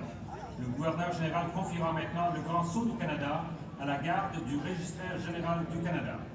This is really, Jacques, the transfer of power. When the Governor General, the Crown, hands over the Great Seal to the elected government. That is the symbolic moment.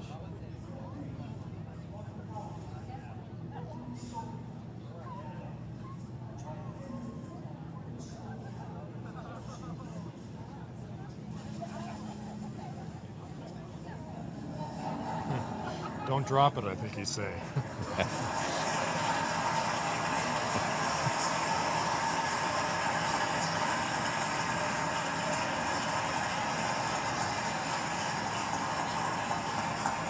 And with that, the Trudeau government is now officially in power.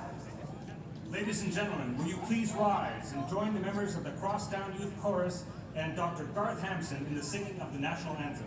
Mesdames et messieurs, veuillez vous lever et vous joindre aux membres du Crosstown Youth Chorus et au Dr. Garth Hampson pour chanter l'hymne national.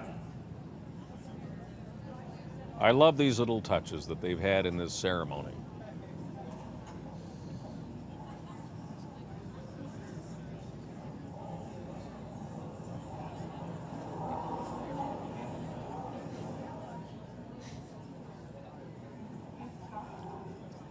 Have to herd them all into position.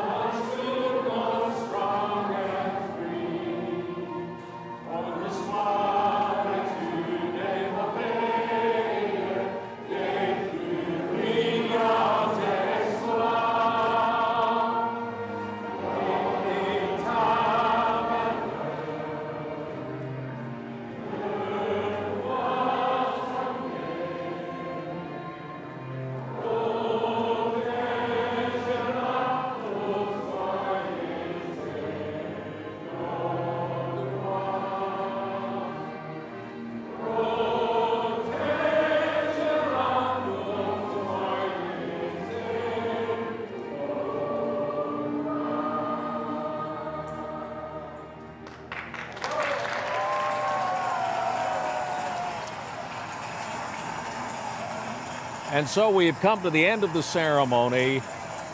Justin Trudeau is now officially the 23rd Prime Minister of Canada. The 29th Cabinet has now been sworn in. To conclude this ceremony, I invite the members of Prairie Fire, a Métis family dance group, to lead the closing procession. Please remain in your seats for the departure of Their Excellencies, the Prime Minister, his family, and the members of the 29th Canadian Ministry. Thank you to you all for being part of this very special ceremony. Pour conclure la cérémonie, j'invite les membres du groupe familial de danse Métis Prairie Fire à diriger la procession de clôture. Veuillez demeurer à vos places pour le départ de leurs excellences, du Premier ministre et de sa famille et des membres du 29e Conseil des ministres. Merci de votre participation à cette cérémonie toute spéciale.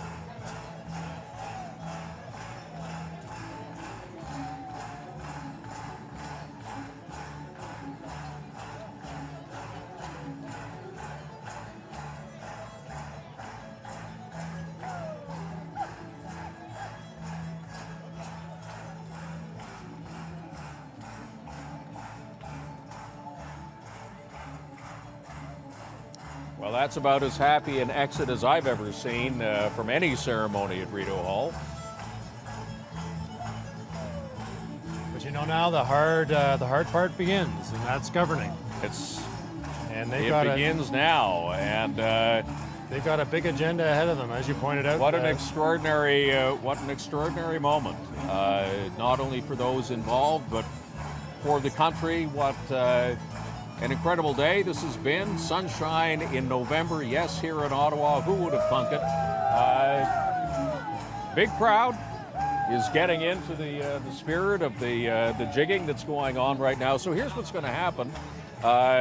They are going to have a class photograph, if you want. It's not exactly the Wayne Gretzky photograph where everybody falls on the ice after the Stanley Cup. I think they'll be sitting in chairs. And then after that, Justin Trudeau and the entire cabinet will come out just behind me, where they will address the crowd and address the country. And we're going to stay online from now until that happens. But Jacques and I are going to be wrapping up. We've got a little bit of work to do as well. But Jacques, just a quick final thought from you on this day. Well, I think, as I said, now the hard part begins because they've got a jam-packed agenda. They've got to make decisions on the Trans-Pacific Partnership deal. They have to deal with the climate change negotiations. Trudeau is going to be going around the world in the next few weeks. They're going to be recalling Parliament, trying to get their tax measures through. So this is not a day where they can sort of just simply relax, maybe crack open a beer and celebrate. They're going to be sitting down and getting down to business very, very quickly. And in fact, after the Google Hangout, there is the first cabinet meeting. And as you say, the business of governing starts. And as we contemplate that, we look upon this ceremony again as being one of the true miracles of this country, that power has been transferred from one group of people to another, and it has been done so in a joyful way. And what a great commentary that is for the people of Canada and our system. So on behalf of everybody at Global News and for my colleague Jacques Bourbeau, thanks very much for being with us. Stay tuned. We're going to continue live streaming this right up and including Justin Trudeau's address to the people here. And maybe he might take some questions as well. Thanks for joining us. Stay with us.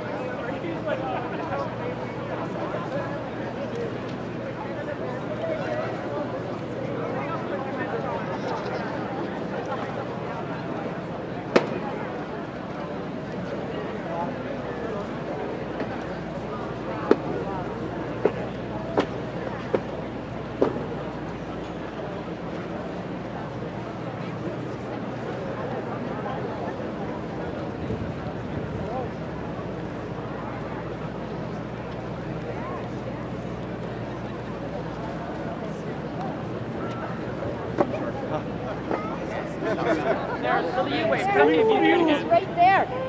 Oh.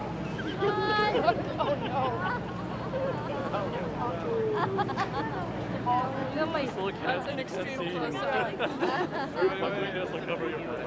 Cover your head.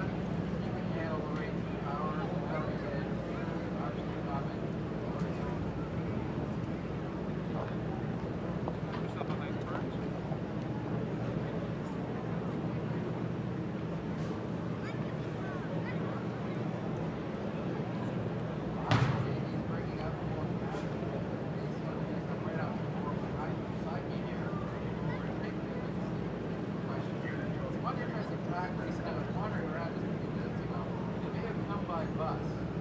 Even my limo. The limo lineup over behind Reno Hall is long and dark. So,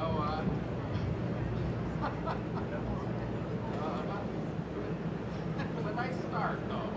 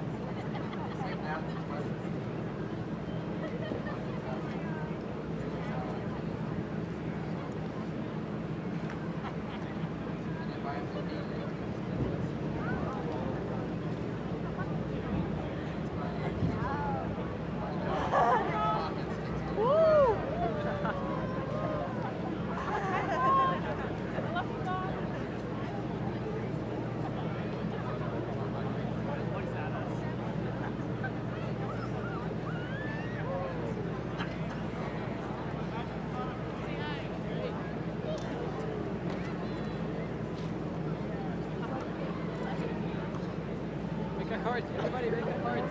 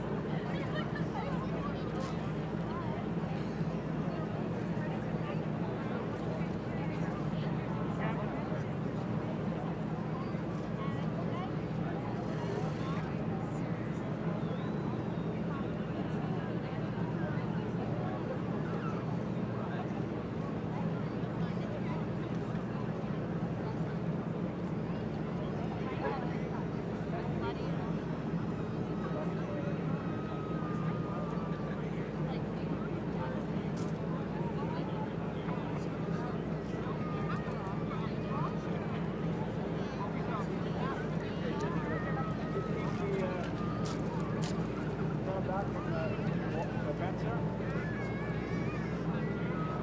30 advance team. Advance team.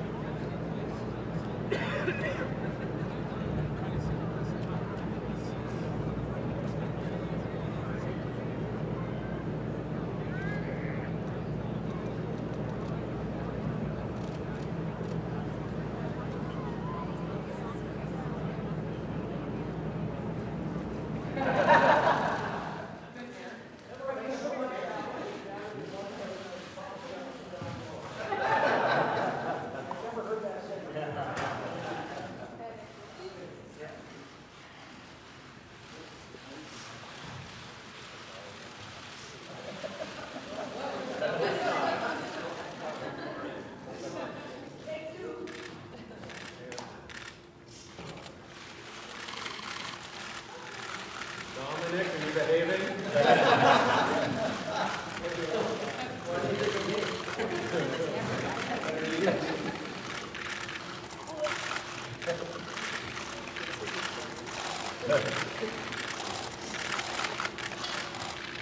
Another 5-10 seconds.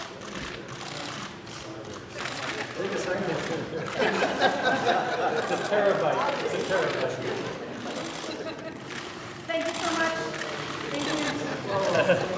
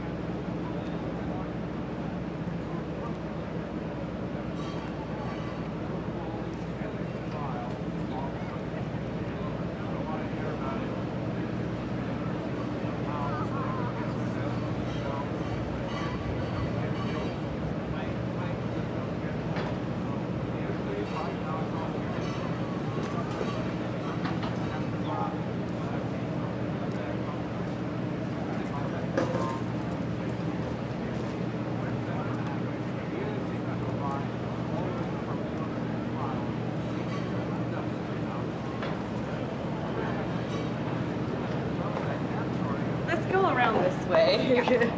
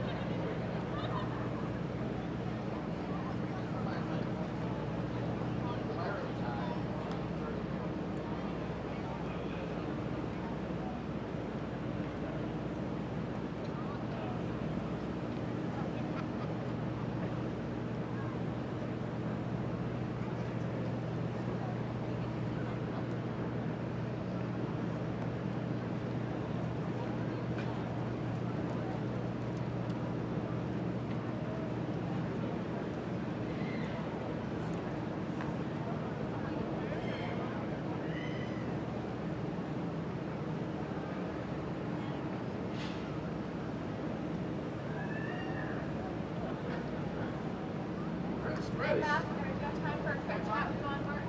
Sure, I'll stick my head in here for a minute. All right.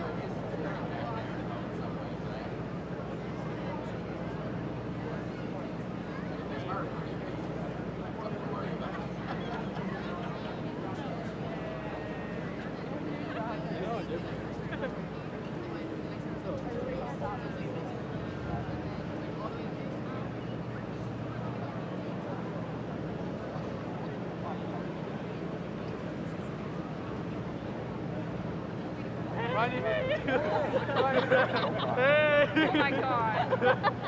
Hey! Hey! I really wish I had my phone.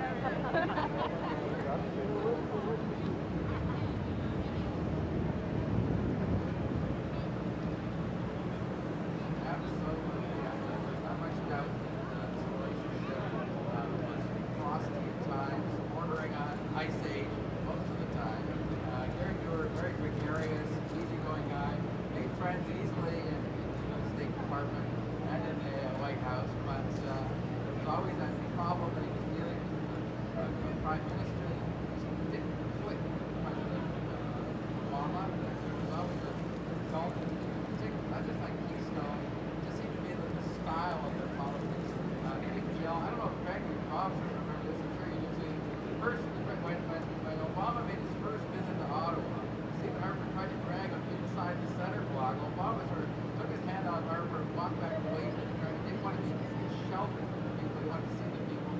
that moment started to define the relationship. It wasn't the greatest. Gary, you're right.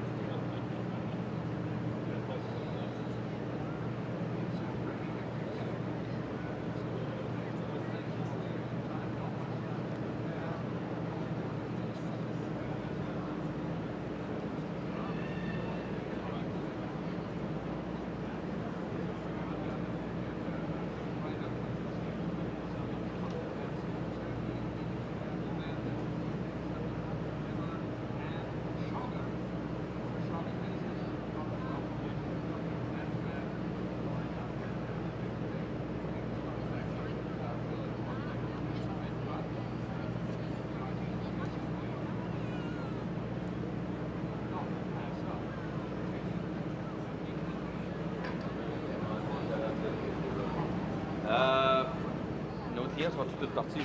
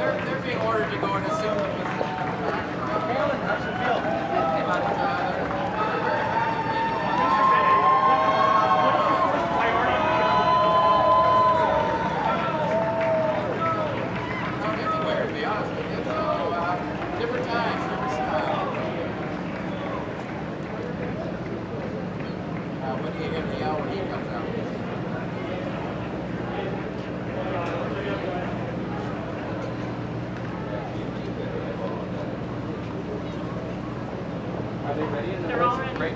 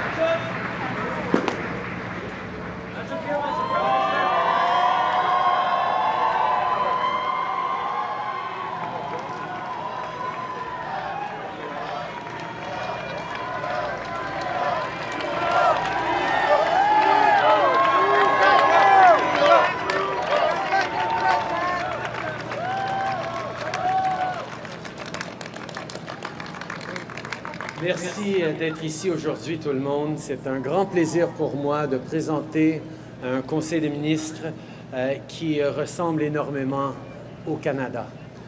It's an incredible pleasure for me to be here today before you to present to Canada a cabinet that looks like Canada. We have an awful lot of work to do in the coming weeks, months and years. But I know that Canadians expected us to come together and put forward a team that is going to be able to deliver on the change, on the ambitious plan for this country that the Liberal Party ran on, and that's exactly what we are going to deliver. Les Canadiens ont eu de grandes attentes pour nous et je suis très content de démontrer que nous avons l'équipe extraordinaire pour livrer sur les valeurs et le plan que les Canadiens s'attendent de ce gouvernement. Hi, Julie Van Dusen, CBC. We've seen, congratulations, first of all, and we've seen some visible changes in your approach, but could you just explain to us, if you had a message to Canadians, what kind of government are you hoping to offer them? How will it be different? Well, I think one of the first things is that we're a government that wants to earn Canadians' trust by demonstrating that we trust Canadians. Openness and transparency isn't just about trust, though. It's also very much about better policy making, better decisions. When media can do their jobs of holding us to account and asking tough questions, when disclosure and access to information is just the way Parliament behaves, when open data and evidence-based policy is at the heart of policy making and governance decisions, you get the kind of government that Canadians expect and deserve, and that's what we're going to be working very, very hard to deliver. And a second quick question. You're making history today in the sense that you're the first Canadian Prime Minister whose father was a Prime Minister, and many people in the crowd mentioned your father, and I'm just wondering, do you have any thoughts today to share with us? Obviously, I think of my father and how pleased he must be that Canada so firmly came together around an ambitious vision for the country that we presented. But my thoughts today, sorry Dad, aren't mostly on him. They're very much on my own kids and on the kids across this country that we are going to work very, very hard to ensure they have a better future. I am forward-looking, and that's what we're going to do.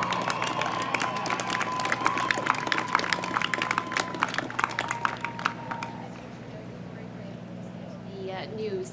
First of all, your cabinet, you said, looks a lot like Canada, and I understand one of the priorities for you was to have a cabinet that was gender balanced. Why was that so important to you?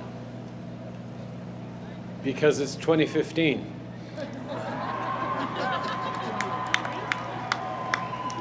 Canadians elected extraordinary members of Parliament from across the country, and I am glad to have been able to highlight a few of them in this cabinet here with me today. However, there are an awful lot of extraordinary Canadians who are not in this cabinet behind me, who are also going to be strong voices for their community and their country. Because one of the things that I am committed to is ensuring that all parliamentarians, all 307 of them who aren't here with us today, are able to be strong voices for their communities, to push their issues, and to make sure that the diversity that makes this country so strong is the diversity of views that carry us forward. Last week you were asked for an update on resettling the 25,000 Syrian refugees that you promised. You said last week that you would have more to say after you were sworn in. Well, you've been sworn in. Can you give us an update on what you're doing to get 25,000 refugees here to Canada? Well, I just took a big step towards it by appointing the kind of cabinet that's going to get things done. This is going to be a period of slight adjustment for a number of people in the political world in Canada because government by cabinet is back. We are going to sit down around the cabinet table and talk about the solutions that need to put forward, what is in the best interests of Canadians, and how we're going to deliver on the promises that Canadians quite rightly expect us to keep. We're going to do it responsibly and properly, but we are going to keep the promises we made to Canadians to offer them the kind of country that we know we deserve. Li Mingzhou, NTD TV. Mr. Trudeau, you're heading to APEC meeting and will meet with Asian leaders, including Chinese leaders. As Canada does trade with China, we also know there's a grave human rights concerns in that country. For example, the recent arrest of the human rights lawyers, the torture and killing of Falun Gong practitioners, and the list goes on. I want to ask you, are you going to stand up for Canadian values in raising the human rights issue with the Chinese counterpart and show Canadians that in doing trade, we're not going to sacrifice human rights? Canadians expect of their government to engage in protecting Canada's national interests in a positive and constructive way on the world stage. And yes, that means promoting our values and standing up for human rights.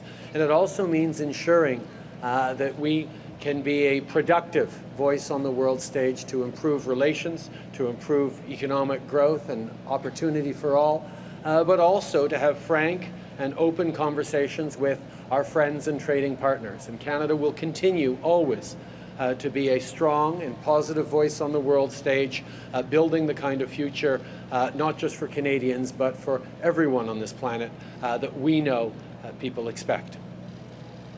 Do you think in Canada's foreign policy with China, Canada can advance a human rights agenda to help that country? Absolutely. I think Canada has an awful lot to offer to many countries around the world, whether it's better governance, whether it's the idea that diversity is a source of strength, not a source of weakness. There is a positive engagement firmly based on our values that we know are not just Canadian values, but in most cases are universally shared values across the world, that we have work to do and we will do that work. Daniel Thibault de Radio-Canada. Monsieur Trudeau, avec vos ministres derrière vous, avec cette cérémonie ce matin qui fait de vous maintenant un nouveau gouvernement, quel genre de message vous voulez envoyer aux Canadiens? Qu'est-ce que vous voudriez qu'ils retiennent de ce qui est derrière vous aujourd'hui? D'abord qu'on forme un gouvernement qui met la confiance au centre de ses actions. Nous voulons mériter la confiance des Canadiens et pour cela, nous allons démontrer que nous avons confiance dans les Canadiens. D'être ouverts et transparents dans nos actions, de faire des politiques basées sur les données, sur les faits, de comprendre qu'on se doit d'être redevable devant les médias, devant les Canadiens à tout bout de champ. C'est une priorité pour moi et je pense que c'est le changement que les Canadiens ont demandé dans ces élections.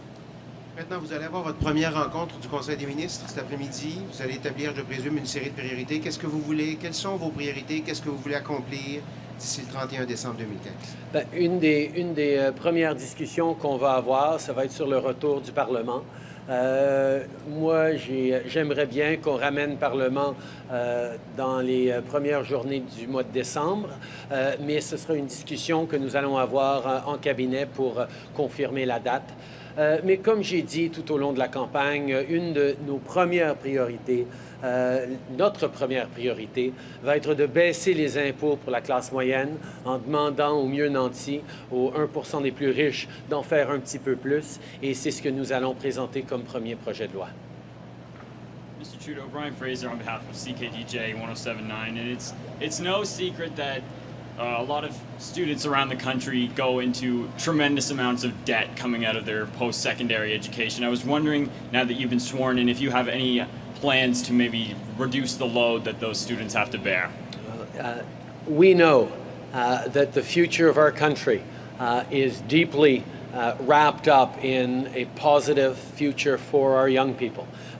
Access to post-secondary education is going to be essential for economic growth in this country, and that's why we put forward a strong plan to increase the Canada Student Grants and loan system to make sure that young people have better access to post-secondary education, including for Indigenous Canadians who see tremendous barriers. But also, we have made a commitment that loans don't need to be paid back by students until such a time as they are making $25,000 a year in salary and revenue. That's the kind of thing that pushes off the kinds of debts that are crippling our young people. Thank you and congratulations. Thank you. Bonjour, M. Trudeau, Mélanie Marquis de la presse canadienne. Est-ce que ça vous étonne d'entendre des gens reprocher que vous ayez en quelque sorte écarté des hommes pour atteindre la parité au cabinet? Vous savez, on est en 2015 aujourd'hui et je crois que d'avoir un cabinet qui est le reflet du Canada dans toute sa magnifique diversité, ça a été une priorité pour moi. Mais comme vous savez aussi, les Canadiens ont envoyé à la Chambre des communes des gens extraordinaires pour le Parti libéral et nous reconnaissons que tous les parlementaires vont avoir un rôle important à jouer pour s'assurer que les vues, les préoccupations, les priorités des Canadiens soient bien entendues dans ce Parlement, soient bien écoutées par ce gouvernement et qu'on livre le genre de gouvernement dont les Canadiens s'attendent. Go ahead, Justin. Thanks. Mr. Trudeau, in a couple weeks you'll be heading to Paris, where you're going to be asked to commit to serious goals on reducing carbon emissions here in Canada, but you've not committed to any sort of plan on the federal level to do so. You said you're going to get the provinces on board. Optimistically, do you think that's even possible to actually get the provinces to adapt a plan that's going to be enough to meet the pretty serious targets that you're going to be asked to commit to? Canadians expect their government to be responsible around climate change and addressing the impacts of the environment that we are facing around the world right now. Canada is going to be a strong and positive actor on the world stage, including in Paris at COP21. That's why we have a very strong minister, not just of the environment, but Minister of the Environment and Climate Change, who will be at the heart of this this discussion. And she's, of course, an Ottawa girl. We can see the support for her here. But the fact is that we have an amazing team of strong cabinet members who will lean in with the kind of engagement both with the provinces and municipalities and countries around the world to demonstrate that Canada is doing its part to address climate change impacts. Merci beaucoup tout le monde. Thank you very, very much.